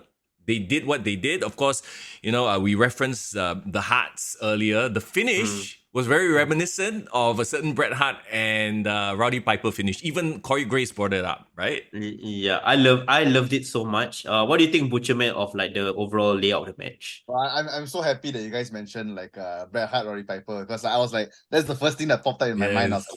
like, okay, that's the finish. And if you notice, like especially baby faces, if they don't hit their finishers, it's either the finish of like Bret Hart, Roddy Piper, or is the one with Bret Hart and Bulldog. So like Mm. for a sunset flip, then they counter it into like a pin. Like Yep. they always go for that type of finish, and I Yeah. always opt for that finish. And wasn't this the whole storyline of the match anyway? Like even in the pre-show and leading up to it, the whole time Gunther was, I'm going to choke you out. He called his shot. They make a big deal about him calling his shot. So you could say that, oh, Cody knew exactly what he was going to go for. So he studied the finisher reversal or found a way out of it, right? Yeah. Another interesting thing is like I like the fact that the finishes, their individual finishes couldn't finish off the match. Yep. And like it's about like Cody kind of having to pulling something out of his bag to kind of outsmart Gunther. Because to me, that's the only way you should beat Gunther. It's not pure, I defeat you handily, emphatically. You need to like, oh man, I survived Gunther by doing something smart. So I like that. What do you guys think of Gunther kind of graciously accepting the defeat and shaking hands? Butcherman. I wouldn't have gone for that. Like, I think they kind of did with the Randy Orton match at Berlin too. But that one made, because it's like, okay, his hometown and he's kind of like the default babyface-ish type of thing. But like here it's like I don't know, I just love like very heel Kong Haja, like kurang ajar, yeah. Like he's so annoyed by his loss that he just like F you lah, just slap his hand away or something like that, right? But then again though, like maybe it has a purpose in the future. If it does, then yeah, like I'm quite excited to see what goes on from there. Just one thing I want to mention though, I think like for you can appreciate this. So a lot of times when people do like the sleeper hole, like they do it wrongly in wrestling. Like so, okay, maybe I'll just get this. Oh my god!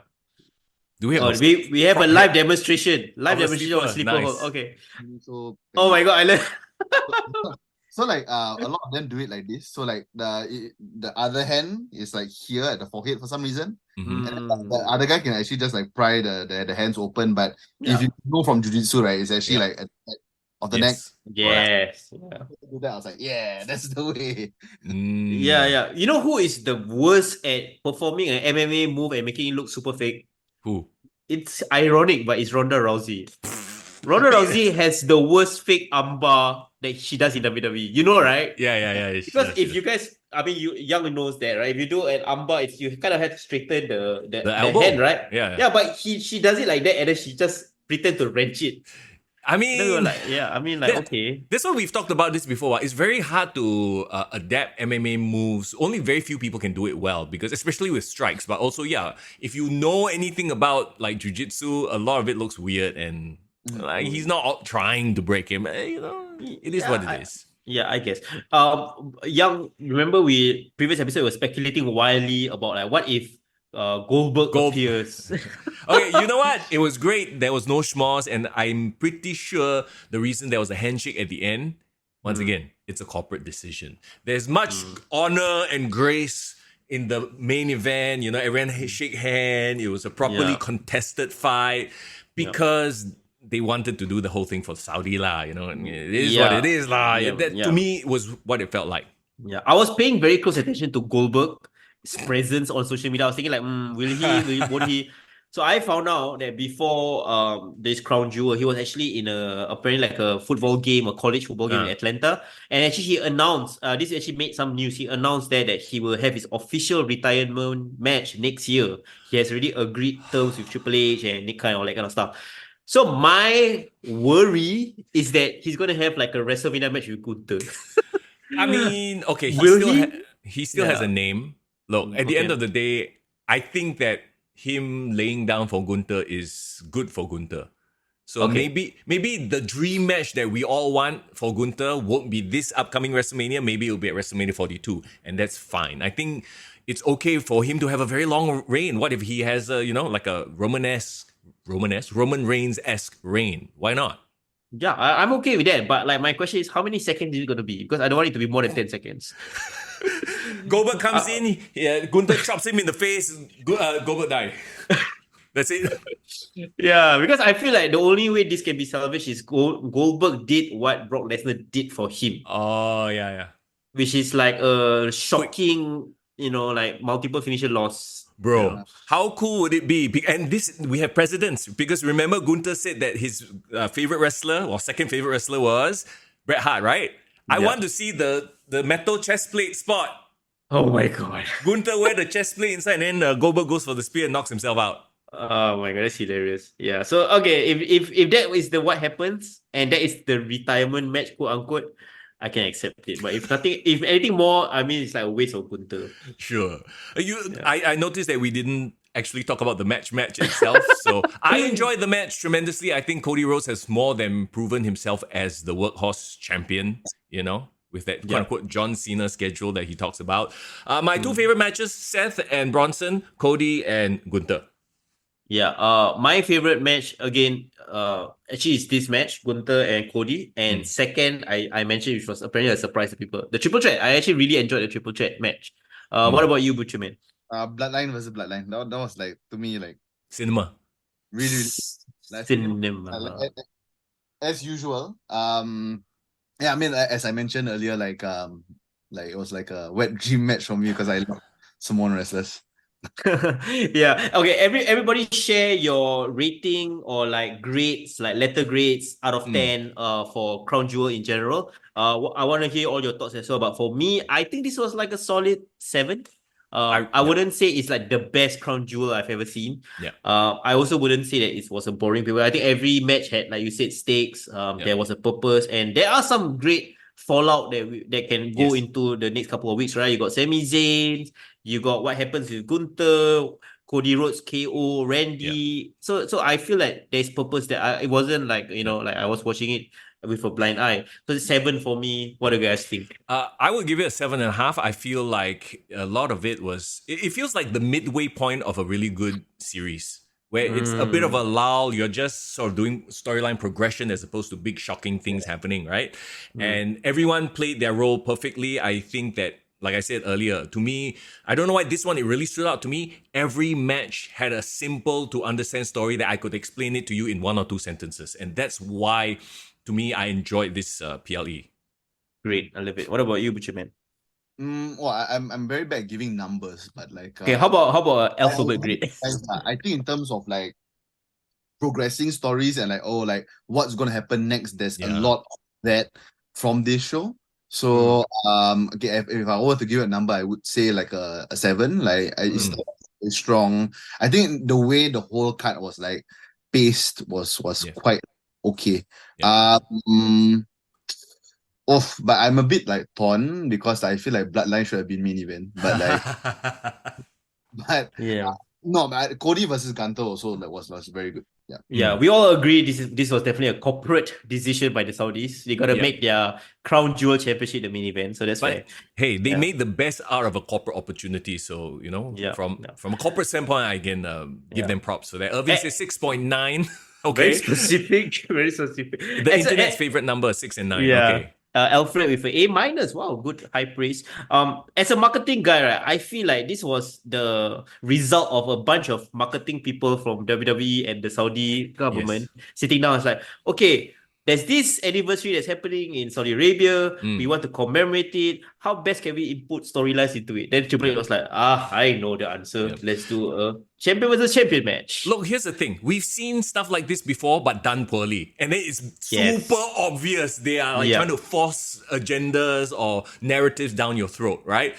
In this way, I feel like Triple H has the best of both worlds. Like, it's probably not just Triple H, it's him and his team, the people at TKO, right? Them coming together is, all right, let's do a product that's still faithful to the wrestling product, but also serves our corporate needs. So kudos to them for for pulling it off. Yeah, I love that it's canon. I remember the days when Saudi Arabia shows weren't canon. It's just pure House show. It was just a very expensive house show. Yeah. Back in the day. I think all the Saudi Arabians saw through it, lah. So yeah. Yeah.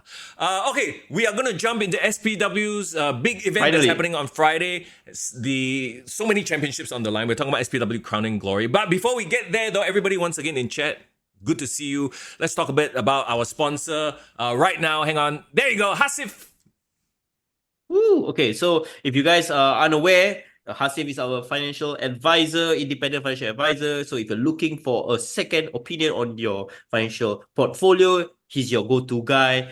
He's also into fitness, entrepreneurship, and he's also he's actually the founder of Katoshka, a pretty well-known russet fries business. If you've been to bazaars, you've seen it around. So, bro, please follow him on his Instagram, check him out, and if you ever need some advice or some free tea, go link it up with him. Is there such a thing as free lunch with Hasif? Absolutely. Just click on the Google form right there. Hey, the first time is all about them vibes, okay?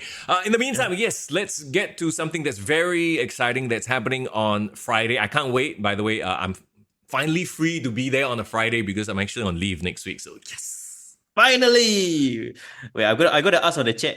Who else got tickets? Who else needs tickets? If you don't have tickets, what are you doing with your life? Come on, you call yourself a wrestling fan. We want to see you there, okay? Tickets are still available. But yes, we have that Butcherman, of course, here to run through the card with us. Talk to us a little bit about some of the, the quote-unquote circumstances that have led to some of these matches. And then, of course, we're going to talk about the big main event that's happening. But before we get there, talk to us about the anniversary, 12 years of SPW. If you could put all those 12 years together and then distill it into, I don't know, a thing, what would be that thing that really stands out to you in 12 years? If I were to put it into like one word, I think it's resilient. We have gone through like quite a lot in the 12 years. I joined in 2014, so that is 10 years of SPW. And I've seen all the ups and downs, from like the highest of highs, we had like Pete Dunne and Kenny Omega come over, to like the COVID period, and so I think like the fact that we have lasted for 12 years is like really cool. Of course, being around for like so long for those 12 years, like I just hope that we get bigger in terms of like, exposure and like people knowing that we exist, because I think like just in general, like the Singapore wrestling scene is not as big as it should be. Yeah. And I think like all other companies in Singapore is like doing very well to upkeep. So I think actually like not only is it like a celebration of like SPW, I think it's just like celebration of Singapore wrestling in general. Yeah. It's it's crazy to think, because you guys were saying your 12 years, right? And then I was just kind of reflecting, Kick to the Guy has been around for 6 years. So like half of that time we've been covering you guys. How does it feel to see the growth of like the industry, not just SPW as a promotion, but like just the growth of Singapore wrestling? Because I just feel that while there has been 2 steps back sometimes, but it keeps growing in its own organic way as well. Yeah, and it's great that I'm a part of this like growth, because like you see like new people come in and then just they give like new like fresh ideas, and they give like new perspective on things. So like when I remember like the first time like you guys came about and make like Kick to the Gut a thing, I was like, yeah, like finally like we get to share our stories on your podcast. We get to know what like you guys think about our product, because like I think before you guys there wasn't really that much of a like strong like voice for like pro wrestling, and now you guys have like like Lion City like wrestling cult. Shout out to Nina. Shout out to Nina as well. Yeah, like big shout out to Nina. So like not only like the growth inside like the wrestling promotions, but in terms of the community, it's like really nice to see, because we feel like our work is like validated. Mm. Yeah, like I'm all for it. Uh, very quickly, I want to jump in on this because Mason is in the chat and Mason says, "Wear shirt lah." Oh, yo. Okay, do you want to have any response to that? No. No. Very nice. We Brush it off. shall save it. We shall save it for when we talk about your match. For Well, sure. I mean, we slide into the first match that we'll talk about here then. How about this? Blade and CK Vin versus the Midnight Bastards versus Jack and Cheese. This is for the SPW Tag Team Championship #1 contenders match. I mean, you see the title right there on your shoulder there, Butcherman. Talk to us about this match.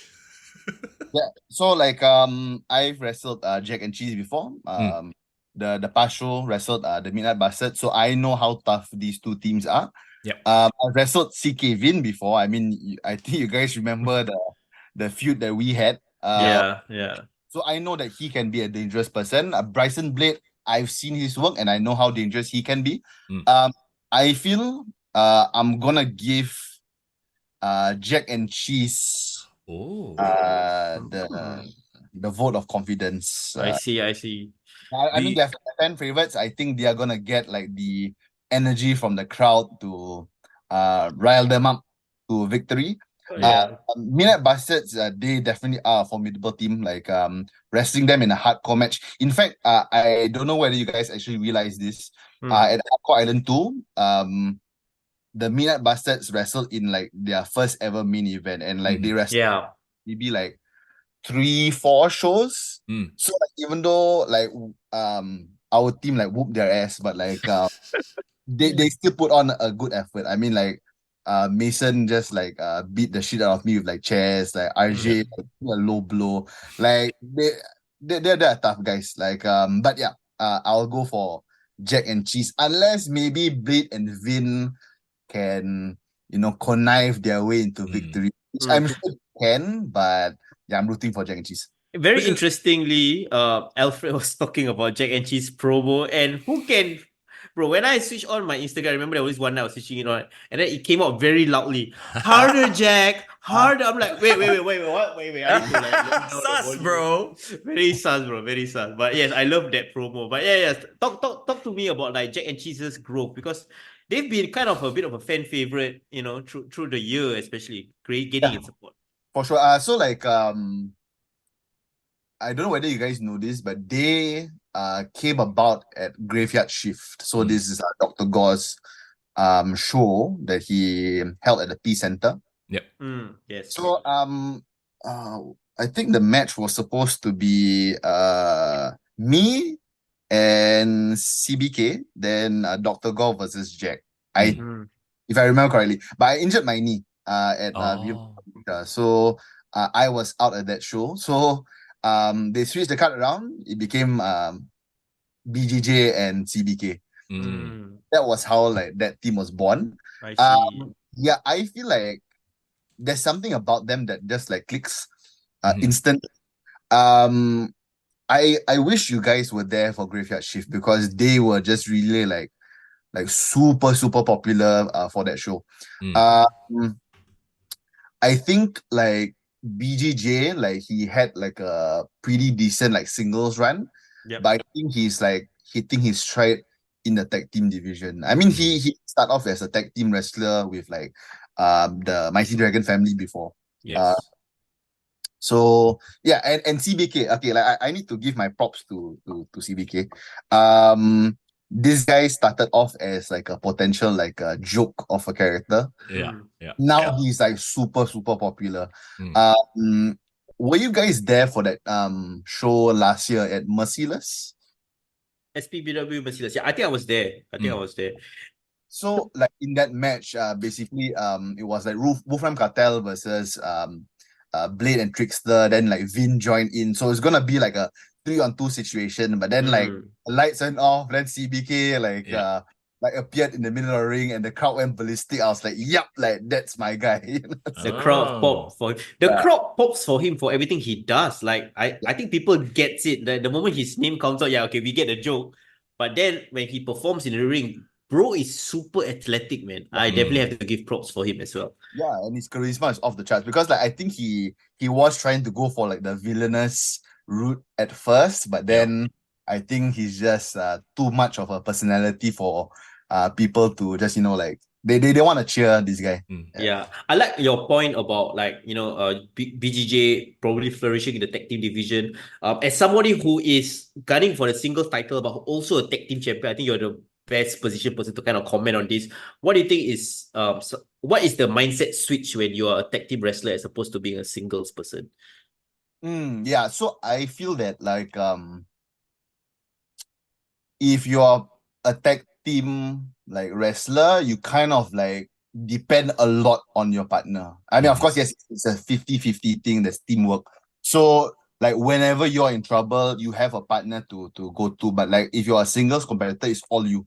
Yep. So like you really need to find, like, lack of a better term, a tag team partner in yourself. So your tag team partner is basically your fighting spirit, your heart, your resiliency. So like yeah, like, okay, if you think about it, like if you guys like take a look at matches, basically you have like the part where the hero does the comeback, right? Yep.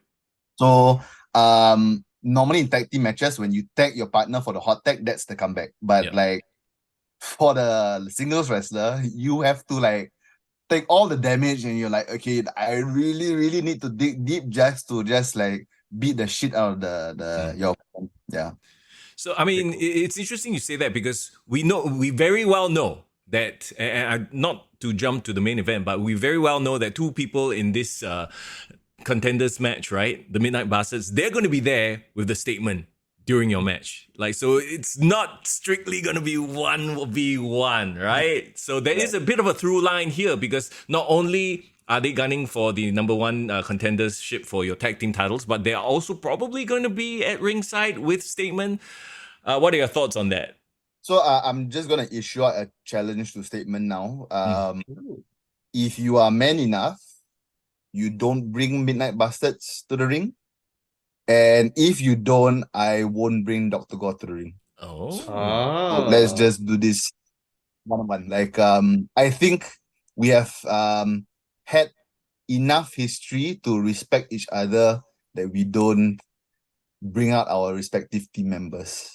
Interesting. If you consider yourself the best and repeat how many times you've won the Southeast Asia champion, all this, like, I think you better man up and just go at it alone.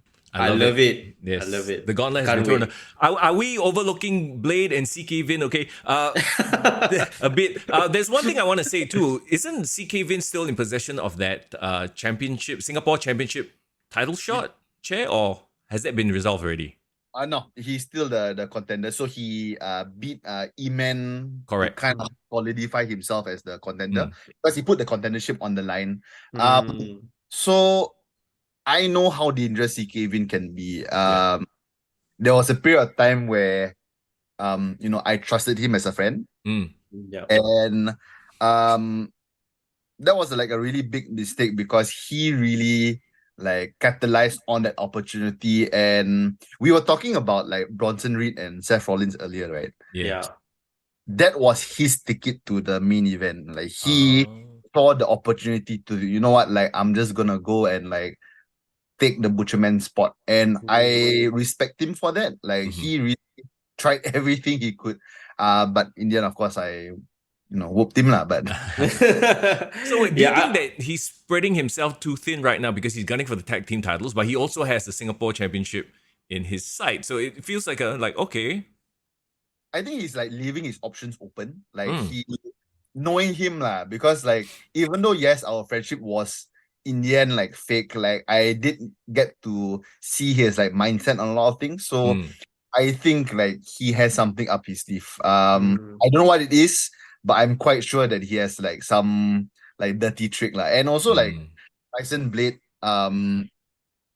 like his rage and his lack of a better term, like his like emo-ness. Like, okay. It seems like rather like annoying and distracting at times, but do you guys like really like pay attention to his like kicks and like his strikes? He is I think he's like a former like taekwondo like student. Oh, okay. Yeah. So like I feel that with these two combining forces with like Rain and then like Bryce's like raw talent, like I Yep. think like they're gonna really have to like play as dirty as they can to beat these two, because these two teams are quite formidable. But like Yeah. if they play it smart, I think we might have a chance. But Yeah. going to my original point, Jack and Chiefs all the way. I love it. And also I feel like the great thing about this match is everyone has some sort of layers of storytelling beyond this match. Like even though this match can exist in its own vacuum, everyone has like secondary objectives, Yep. you know. So I really like this being the opener. I think that can set the tone for the rest of the match, and I'm pretty sure it's gonna be a banger as well. Well, if it is, can't's always subject to change, right? Mhm. Talking about the SPW Championship, there is the SPW Singapore Championship, excuse me. There's going to be a four-way. Interestingly enough, Black Arrow, the champion, versus Dr. Gore, your good friend, versus Ho Ho Loon versus Carlo Cannon. So talk to us about that. And yeah, I find it very interesting that, CK Vin is holding that contract so close to his chest for so long. Like, I'm like, oh, will he cash in here? I don't know. But yes, talk to us about this match. Okay, so I have quite a personal attachment to all four. Yeah, Like can guys. imagine. So Black Arrow. I think my best match ever so far was the match that I had at the 10-year anniversary. So that was 2 years ago. Big T, who is right now Mighty, Yeah. and Black Arrow. So Was that at the Far East Square, that one?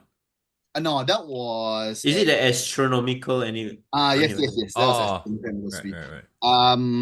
So like at the Far East Square place, that I pinned Black Arrow to become the Singapore champion. Correct. Yes, we remember Then that. I became champion for like 3 years. Then Black Arrow beat me. So it's kind of like a full circle thing. Yeah. Yeah, Almost got that Roman Reigns record. Almost, bro. Almost. A bit more. Yeah. But yeah, like that match was really cool because especially when it was just me and Arrow, like because we eliminated Big T. So it was me and Arrow, and the crowd was split, and I never heard that type of reaction for my match ever. Like one half was like, let's go Arrow, one half was like, let's go Butcher, and it was just like dueling chants the whole way. I love it. I even like pulled off like a coast to coast, like my first ever top rope move ever. Like Awesome. try and beat him, but like in the end he beat me, and I think I did mention this after that match. I said like, he recovered from cancer, and the fact that he recovered from cancer and also beat me, like, man, like who other like there's no one else that can like be deserving of this championship. So yeah, I'm quite proud of his reign. I mean, Dr. Gore, I mean, of course, needless to say, he's been my partner, and he's the guy that allowed me to like speak English like right now, because like wear these glasses is because it's educated, so I'm able to speak English. I love it. Like, we're the current like tag team champions, and I hope that at the end of Crowning Glory, we walk out as double champions. Like basically, if like Dr. Gore wins the Singapore Championship, then we're like we're gonna hold like all the titles. Yeah. Except for the 24/7 championship. Yeah. All right. I love it as well. And what do you think of like Dr. Gore's like also he also had a very emotional return from a big long-term injury, and then like you guys reunited, and then now it's almost as if like you guys have each other's blessing to pursue singles titles. How does he feel about you being a contender for the SPW Association Championship and him going after the Singapore Championship? Yeah, I think like okay, so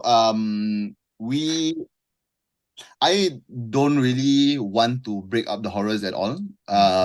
I think that's like, of course, like what everybody wants to see, like, oh, like the two partners like facing off with each other. But I think we respect each other enough to where whatever goals we want in terms of like individual goals, like we'll just go and get it. And in the end, we'll know that we will still be a strong unit. This is one thing I haven't shared on the podcast before, but do you guys know that Dr. Gore was my favorite SPW wrestler when I was a fan? Like I don't know whether Wow. you know Is this. it? I didn't know. Yeah. There were like a few promos that SPW were releasing at that point. So of course I saw like Understatement, then GST, like Dave and Greg. Greg. Um, Yeah. but Dr. Gore just like stood out to me like as like, oh shit, okay, like you can actually have a strong character wrestler on SPW. So okay, like that's really really cool. So to watch that promo and to actually become tag team champions with him is really really cool. It's so interesting because a lot of people forget that Dr. Gore actually predated you joining SPW, because I think they've seen you guys as the Horrors for so long that actually he was a bit of like, was he like your mentor or like your first trainer? Is that how you guys got together? Yeah. So like he is one of my trainers for sure. Because actually I was going to segue into like who were my first two trainers ever. Hmm. Is actually the statement and a person that's also in this match, Ho Ho Lun. Oh, Wow. Okay. yes. Okay. And we love Ho Ho Lun here. I mean, he's been on the podcast. We know him from WWE as well. Like, talk to us about Ho Ho Lun's impact in your career. Yeah, so like Ho Ho, I wasn't like initially like too close to him because like he was more in the main event of like SPW, so like I didn't really had the chance to like talk to him other than those like seminars that he would conduct.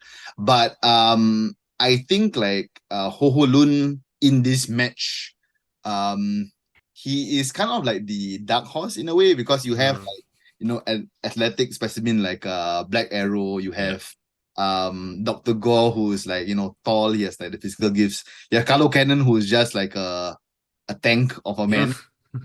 Then you have one Oh, small there. Love but it. because he is so like smart in what he does, or how he wrestles, he might have a chance to actually sneak away the title. But then again, though, like all three guys need to contend with, like how I mentioned, the tank of a man, which is Carlo Cannon. And Carlo Cannon, just to kind of pull back the curtains just a little, I attend his like online training sessions every week. I've learned a lot from him. If you guys don't know, I'm sure you guys do, but like Yeah. he was trained by Lance Storm. Wow. Yeah. Yeah, That's and great. so like, and he's like a 20-year veteran.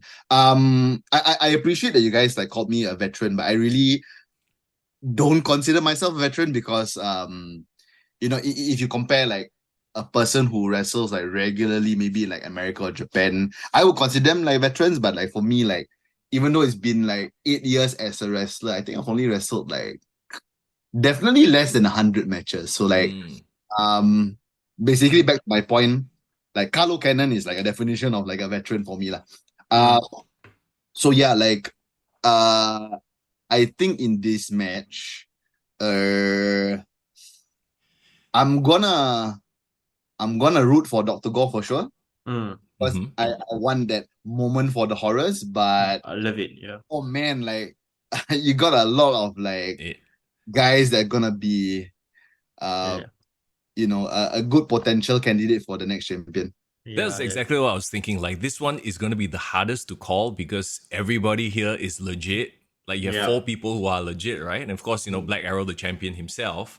So yeah, this is absolutely one that's going to be one to catch. Yeah, I'm definitely feel like this is like one of the most star-studded cards, and especially this match is like, whoa, headliner. If you know anything about local regional wrestling, you can appreciate all their history as well. Speaking of OG stuff, can we just quickly sidetrack? Irvin was asking, maybe one day somebody should talk about early wrestlers in SPW like Darkness JD and Tiberian. Does these names ring a bell? Okay, to you, Butcherman? You know what? Somebody we need like a Shane McMahon or some sort of a Tony Khan money guy to fund us. We can make the documentary. Imagine the document, like every one of these guys and gals who may have come into the industry super early. Maybe they're not doing it anymore. Like some of these people, like Tiberian. I feel like I've watched one match. I have no idea who are Darkness and JD.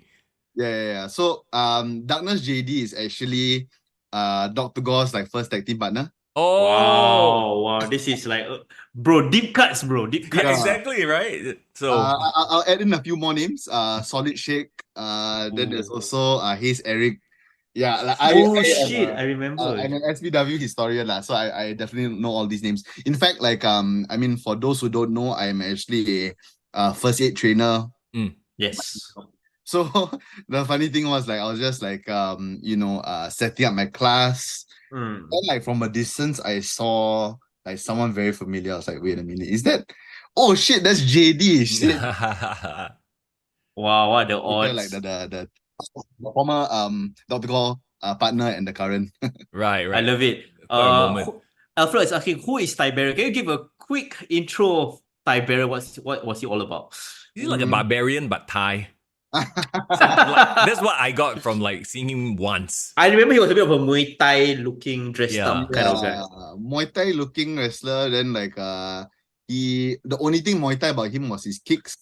He would do like top rope moves and then like Okay, this is definitely a documentary we need to consider making. I think God there's a lot of interest. damn. Oh in my that. god. I this name rings a bell. Irvin was saying Arsenal Afi. oh man, the Was he a man. fan of Arsenal or what? No, he okay. I think I let Butcherman explain here. I think it's not because of like the football club, but like I think he has a In lot Arsenal. of move in his Arsenal. Oh, Get you. Yeah, there There we we go. and like so just to share like a short story, there was this match. This was like the horror's debut. So it was Dr. Gore, myself, and Zero, who turned out to be Dave Vindictus, who is now Big Dave. Yes. So like, we were a team, and then it was Aiden Rex, MK, and Afko. So there was this particular part in the match where we're just doing dives. It was a very like Dragon Gate, balls to the wall type of match. So Gotcha.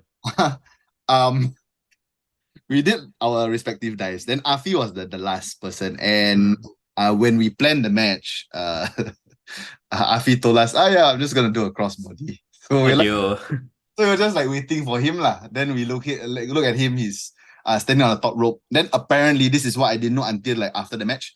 Black Arrow in the crowd was like, shooting star, shooting star. Okay. And bro, like Afi did a shooting star press right on the spot. what? Why the Yeah. hell? Oh my god. Okay.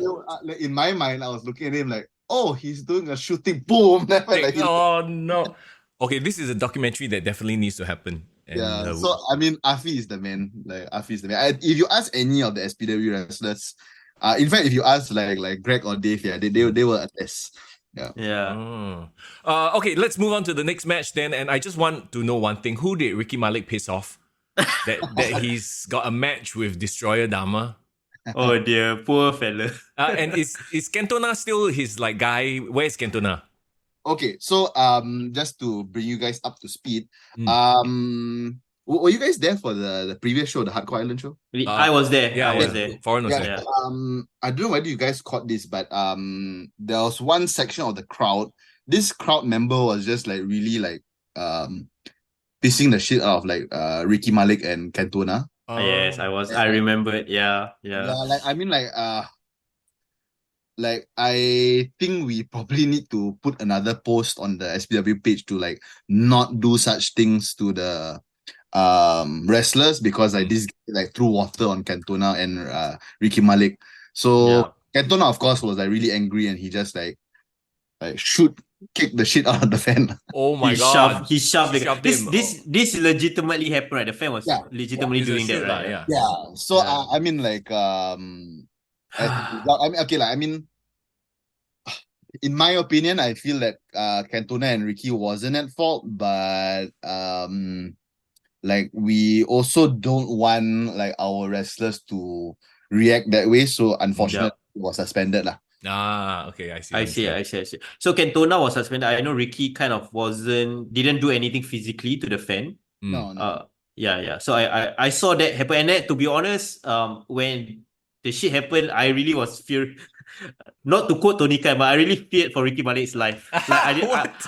I was just worried some shit would go down and like Right. if Cantona is distracted in another fan might do something else to Ricky. Yeah, So yeah. that was my fear.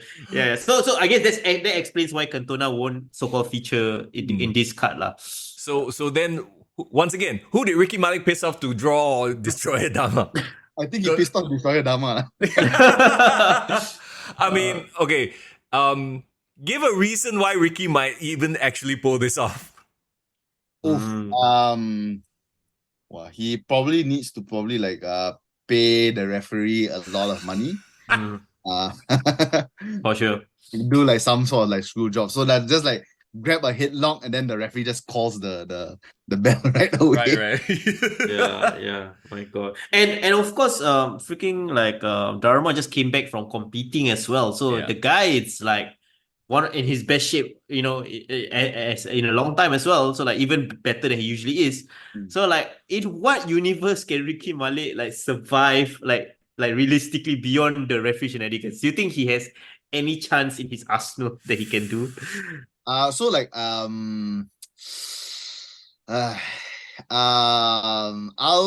root for Ricky Malik because I think you guys know my feelings towards Destroyer Dama. I think like the acid better. Yep. Because personally I just don't like him. But like I remember the CCTV footage. I remember that. I know the streets won't forget. No, Yes, the gym footage. Yes, I remember that. Can I also say like that thing, the fact that it went viral and a lot of people like it went on Mothership and all that, like I think that was like to me an awesome example of like if you market and build your match well, like other people will get earn media, as what the marketing people will say. Earn media, yeah. And that was during a time when like we were actually friends. But like 2022, like basically like things went down and like the match that we had post-COVID, that was like strictly professional. I see. Oh, by the way, we are live and you Butcherman, you're getting called out in the comment section. Mason says, confirm Butcher scared. That's why don't want us at ringside. So that's Mason. Okay, we have any message for the Juicy Boys before your title defense at My PW Champions Quest? Oh, okay. So yeah, you got it coming from multiple angles here, bro. Okay, so for Mason, just simply say no, I'm not scared lah. Okay, for sure. If you guys do show up, that means that statement is scared of me lah. Hey, you just be very grateful, Mason and the rest of you guys, that Butcherman hasn't taken off his glasses yet. Because the answer might be, now we got civil Butcherman right now, you know? Yeah. Now this one, civil education. With my kick to the gut fam. Yeah. Because we are not fluent in butcheries or tongai, so we cannot translate later. Then I feel like, hey, what's going on? Lost in translation. Yeah, and also I want to thank everyone because we are like 2 hours deep into the podcast. We still have like 16 people like following through. So definitely appreciate you guys. And also Zayden said, wouldn't the ref be too scared to piss off Dharma as well? Yes, that's also a legitimate point. Yeah, fair point. Respect the ref's authority. All right, let's move on from Ricky Malik's destruction. I mean, the match. Okay, there's a 24/7 championship match. Yes, Battle Royale. So talking about refs, referee Ryan, I guess he's just Ryan now. He's no longer a referee in this circumstance here. So okay, we got quite a few people involved in this match. Trickster, Iman, Riz, Mighty, who's in chat right now. Big shout out. Meta, Ryan, and I always mispronounce this fella's name. Is it Sain RH? Sain RH, yeah. Sain? Yeah, okay, Sain RH, yeah. Like Sami Zayn, Sain, okay. Sain, okay, yeah.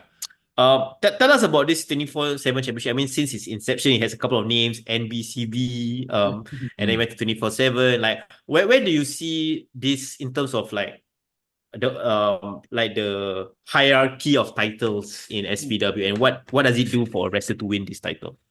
So I think like this is just me being like an Attitude Era fan type of thing, but like I want the 24/7 championship to become like the hardcore championship, to be honest. Yeah, I love it. If you're able to do something like that, I would like definitely want to go for that title. I think it's just a good stepping stone for those who still haven't found their footing yet in SPW, and like Mm. just something to at least hold to know that I have to defend this championship like 24/7. So I'm ready to take in all comers, because really as a wrestler, you should be taking in all comers when you're first starting out. Yeah. Who is the current champion right now? 347? Mighty. Right? Yes, I recall. And the 24/7 rules still apply. So in the context of this match, does like how does it work in the ring and beyond the match?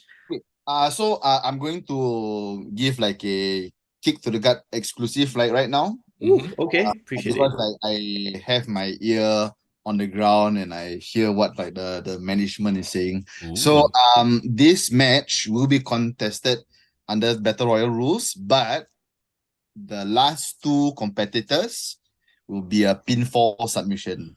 Oh. Okay. I like that. Well, then Mighty we have a lot of advantage because he can throw a lot of people out. Yeah. Then all you do is just do his sit on him and then done. Oh dear God.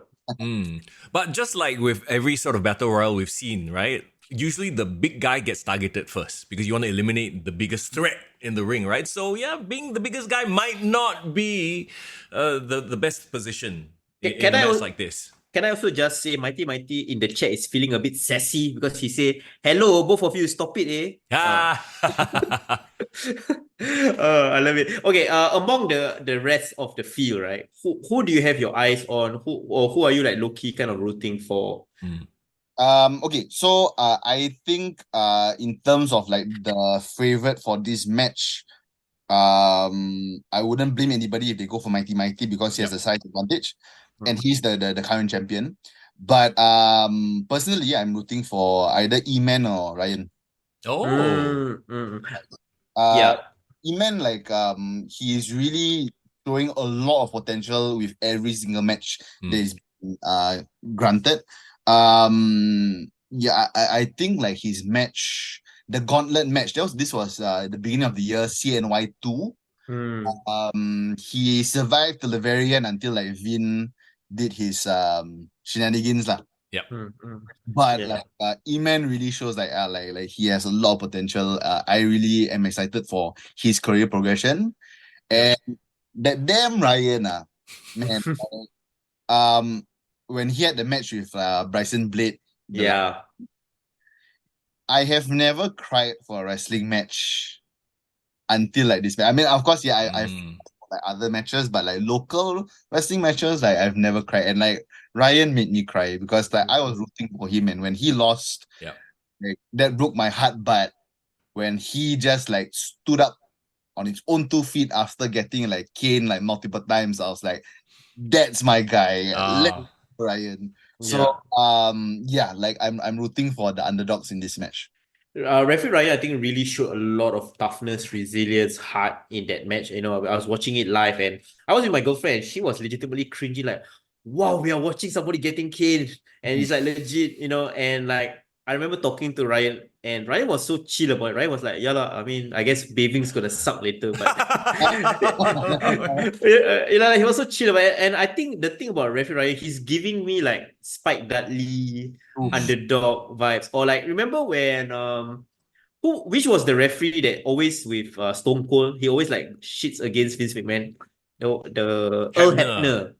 Yeah. Remember Earl Hebner? He's like he doesn't take shit from like the wrestlers and all that. Like I feel Referee Ryan can somehow almost become like a low-key legend in SPW because of how organic the cheering for the fans cheering for him is.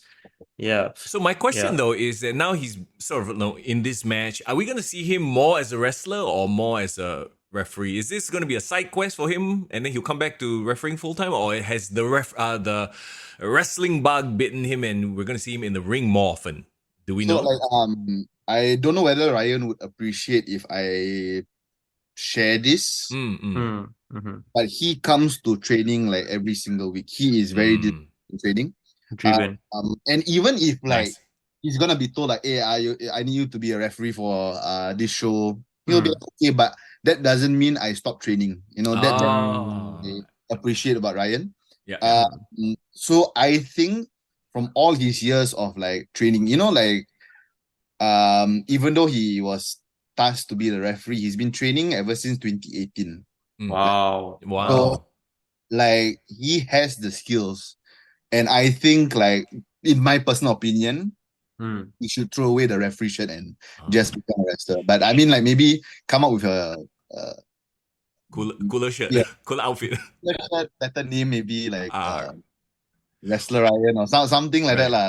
The Rizzler Ryan or something. The Rizzler. Guys, hear me out. What if like maybe years down the road, he shows like a darker side and he can use his referee experience as like, he knows how to circumvent the rules. Like, you know what I mean? Like I can totally imagine a heel that's like, I used to be a referee, so I know all the secret, ways to cheat, that kind of thing.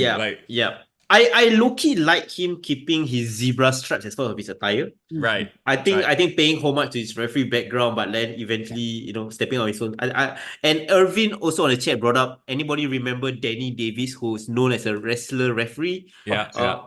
There's a lot of ways to go about it, but I kind of like the fact that he does have his referee roots, but then he can interchange as a wrestler and maybe go on a wrestler run. Like say, for this year, 2025, I'm not going to ref at all. I'm going to be a pure wrestler. Let's see how far I can go. Like I think that can be worked into a storyline for sure. So the toughest question, who do you think will come out as the 24 champion? Ooh, okay. I know. I know. Butcherman said that he liked Iman and referee, right? Yeah. I got a very soft spot. I do not know why, but maybe because poting. But I really like Riz. Okay.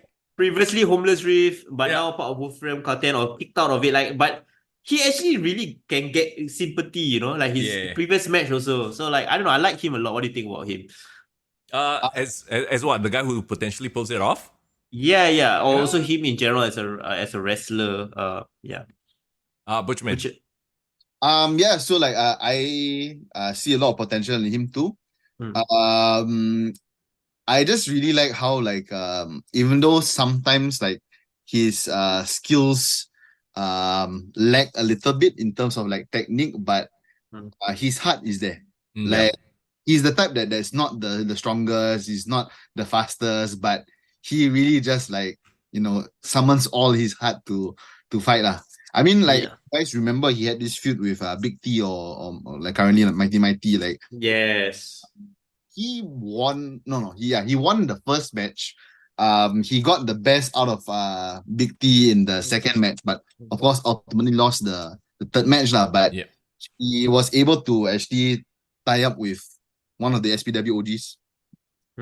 He also told me like during the COVID period, he had the balls to challenge me like, and I felt that he tried his best, but as always, like I just hope them all.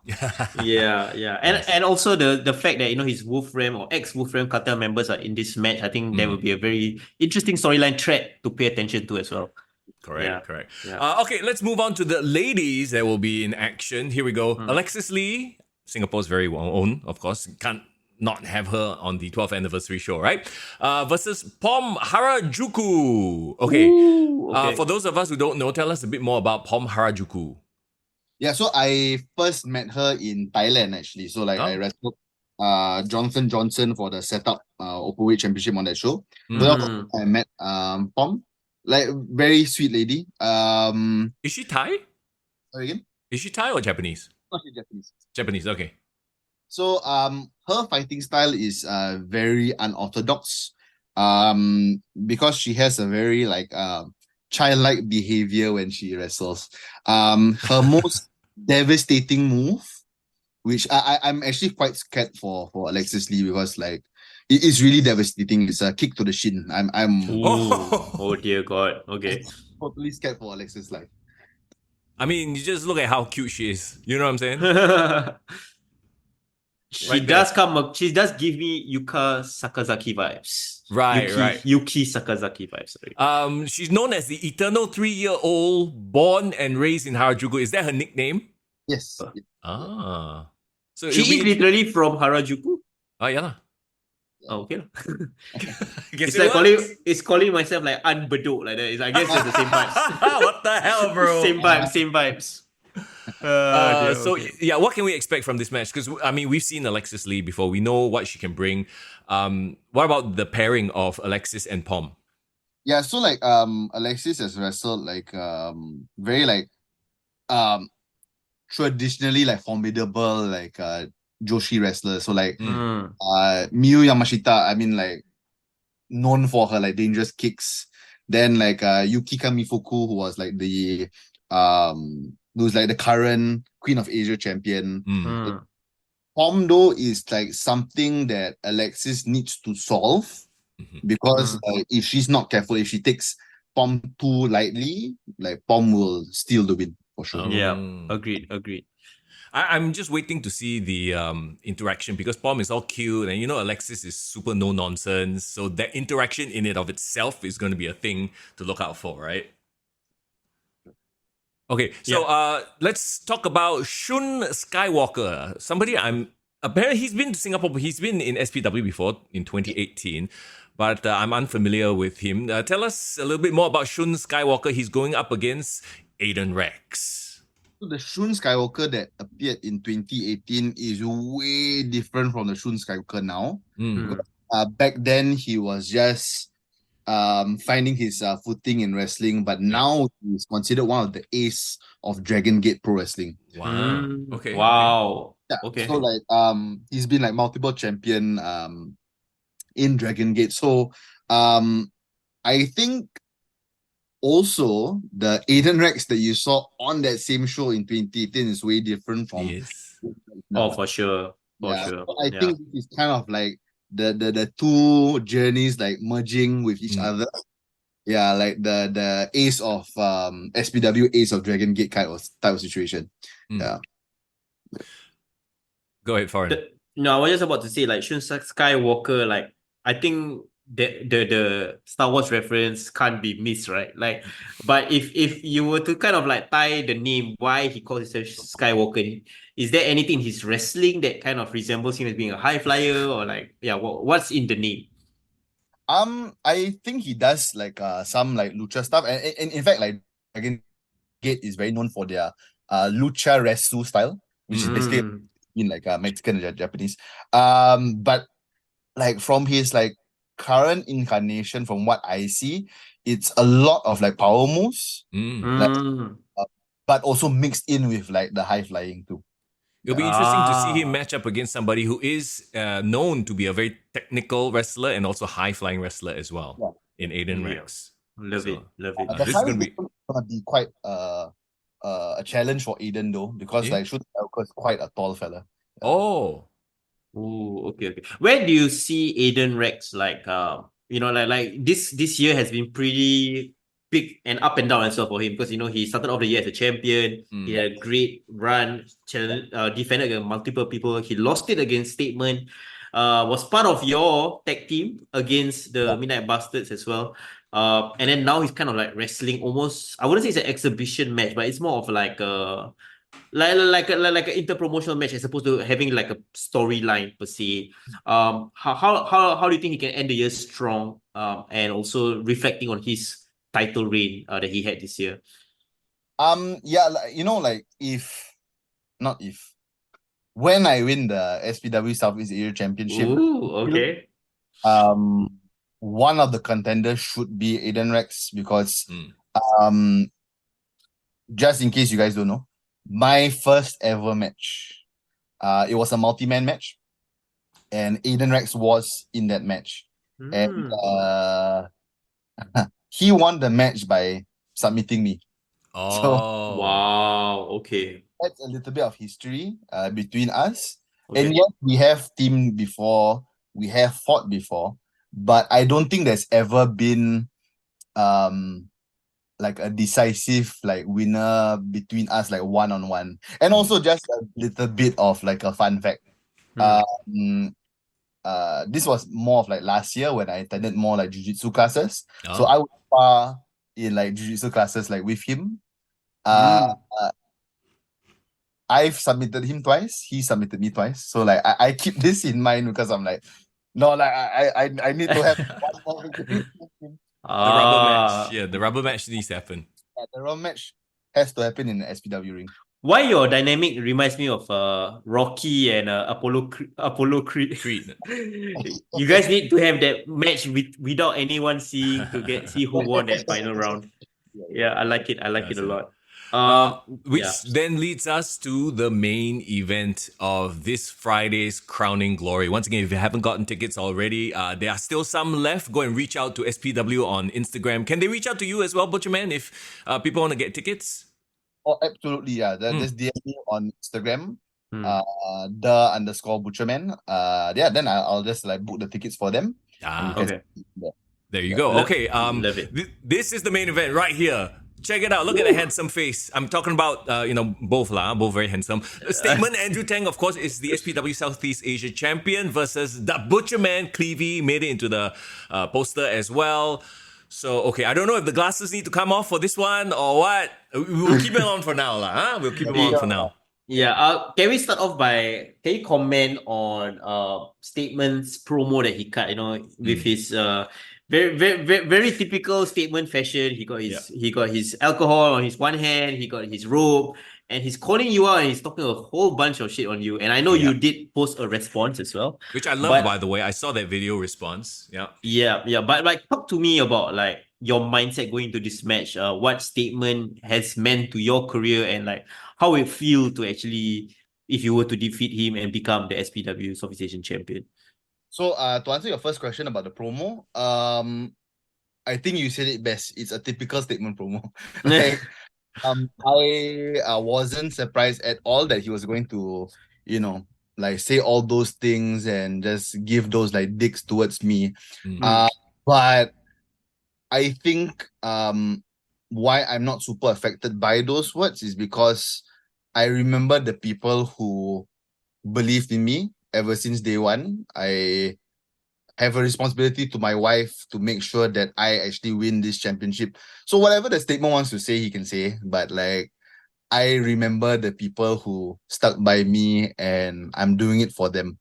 So in terms of like what Statement means to me,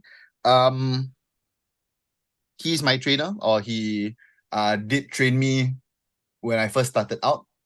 And he is like, no matter what anybody says, he is the backbone of SPW. And I've always like tried to conceptualize in my head like what would be the match between me and Statement. And yes, we have had matches before. It's just that was a very different me, and it was a very different Statement too. So like right now, I'm walking in as a person who has wrestled for 8 years, and a person who has won like most of the championships in SPW. It's just that like right now, I need to really be at the very top. And the person who is at the very top is the Statement. So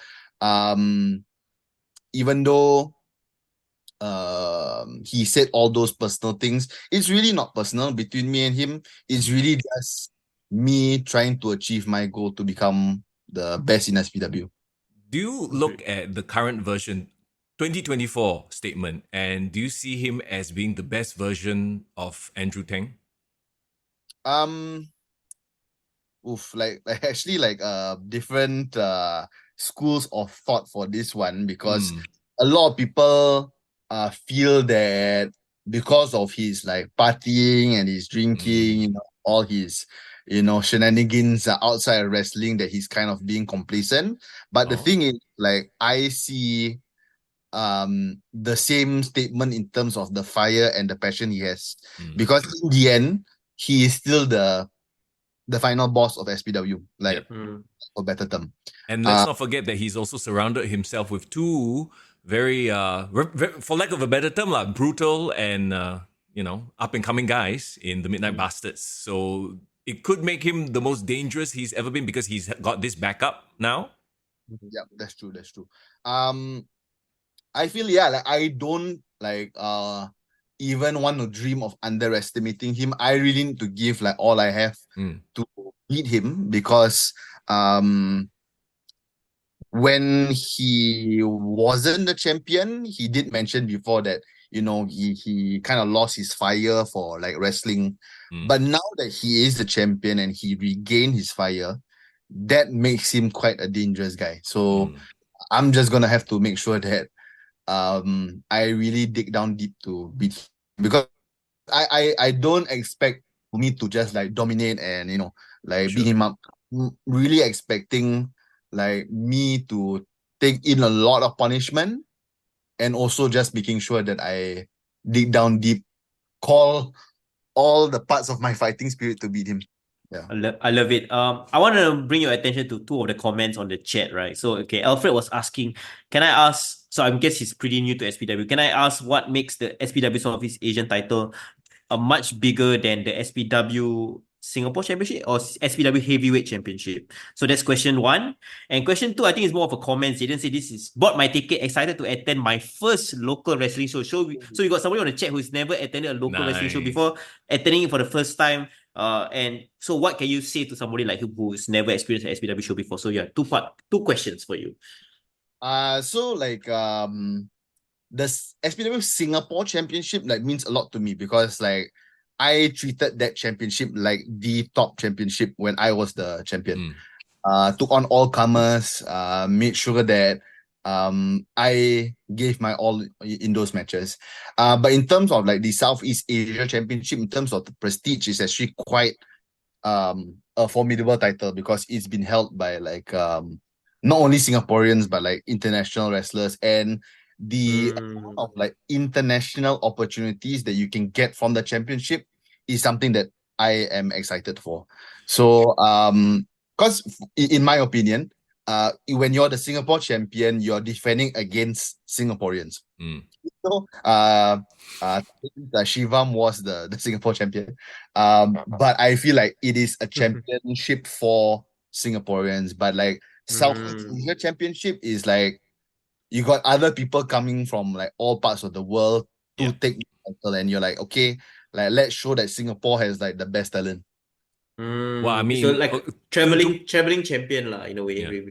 Okay. To put it very bluntly, Southeast Asia bigger than Singapore geographically. It's like World Heavyweight Championship versus North American Championship. World bigger.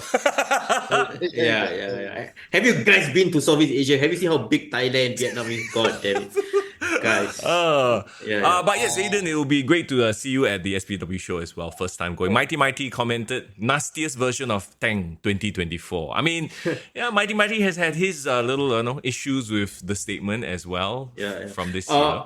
Yeah, so I just want to hear Butcherman's how will you sell a first time goer to a local wrestling show, especially SPW? What would you say that you can expect?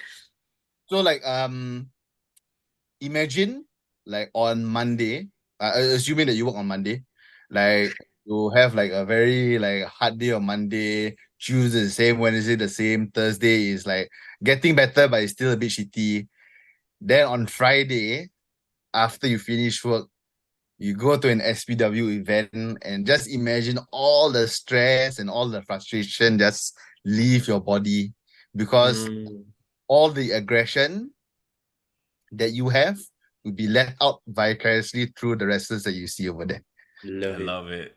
And you know what? In a lot of ways, that's why we all love watching wrestling, right? To be taken away from whatever, stress that we have in our life. Oh, work sucks, relationship, this, that, and the other thing. You go to a wrestling show, you get lost in the storyline. You get lost in the athleticism, the, quote unquote, violence of it all. Yeah, you just go have fun and connect with fellow wrestling fans like us, right? Love it. So, okay. I mean, we did mention, and I know Mason has been popping in and out of chat to send you barbs here and there, but we have to expect that the state of bastards will not just leave the state. As much as we want to say, statement, be a man, do it honorably, blah, blah, blah, you don't truly believe that's going to happen, do you? I don't, but like, then again though, knowing statement for as long as I do, whenever you question his manhood, or whenever you question his pride, you're like, oh, you think I can't do it now? Okay, then I'll do it. So like Yeah. just banking on that. Okay. Okay. But I think if we were to just do it like one-on-one, Mhm. no shenanigans, then we will really find out who is the best in SPW. That's the only true way we can do that. Nice. We're gonna clip this, you're gonna put it out in the social media realm. We shall Mhm. see what statement has to say Yeah. about your challenge, your gauntlet, one-on-one, no interferences, no backup. Let's Very go. nice. Okay, because at some point, I would like the Butcherman to take his glasses off and say something to the statement. But before we do that, do you want to say anything to the fans, people who have been following SPW, who are fans of yourself for, however long? Do you have a message for them? So especially like early this year, like I really had this like dip in confidence. Like I really felt that like if let's say I were to go for like the SPW Southeast Asia Championship, like would I be a valued champion? Will people actually believe in me as a champion? And I just really like doubted my abilities, like even though like we won the SPW Tag Team Championships, when we had the loss against like Sima and Kasayashi, even though of course they're legends and I respect them, that loss kind of like hit me quite hard. So at Hardcore Island, when the fans were chanting my name, when they gave their vote of confidence, like that really boosted my confidence quite a lot, because I was like, you know what, like, okay, like people do support me and I'm really grateful for that. So if you guys have supported me, for however long you have, like, I really appreciate it. And I hope that you guys will be there to cheer me on as I attempt to prove why I'm the best in SPW. Yeah. There you go. SPW Crowning Glory this Friday, 7:30 p.m. at the Fu Chao Building. We'll see you there 8th of November. If you haven't gotten tickets yet, reach out to SPW's Instagram page, social media, or the Butcherman himself. And we'll see you there. Butcherman, thank you so much for your time. We really, really appreciate you. Okay, we're going to jump into a quick sponsor plug for a second, and then we'll come back and the glasses will come off. I can't wait for that. But yes, in the meantime, we want to give a big shout out to Hasif. Hasif Captures, of course, our sponsor for the podcast.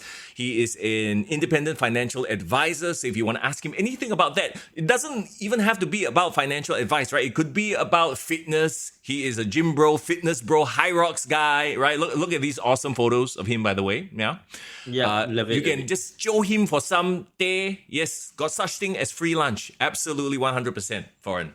Yeah, for sure. And of course, one thing he loves about the show, and one of the reasons why he wanted to be part of sponsoring the show, was the community. He sees our community, he sees how engaged we are, talking about not just WWE, AEW, but also local wrestling as well. And he wants to understand, like, what is the vibe, what is the hype, and everything Butcherman said about selling the show to you guys as a first-time viewer, he welcomes it as well. So guys, please, also, we want to build a great community here, and we want other people, to kind of help bring up local wrestling as a whole. So he's one of them, and he's contributing to us, and we hope that you guys can also contribute to him as well. Absolutely. Drop him a follow if you haven't already on social media. It's HASIF_captures. And with that, we head back over to the Butcherman.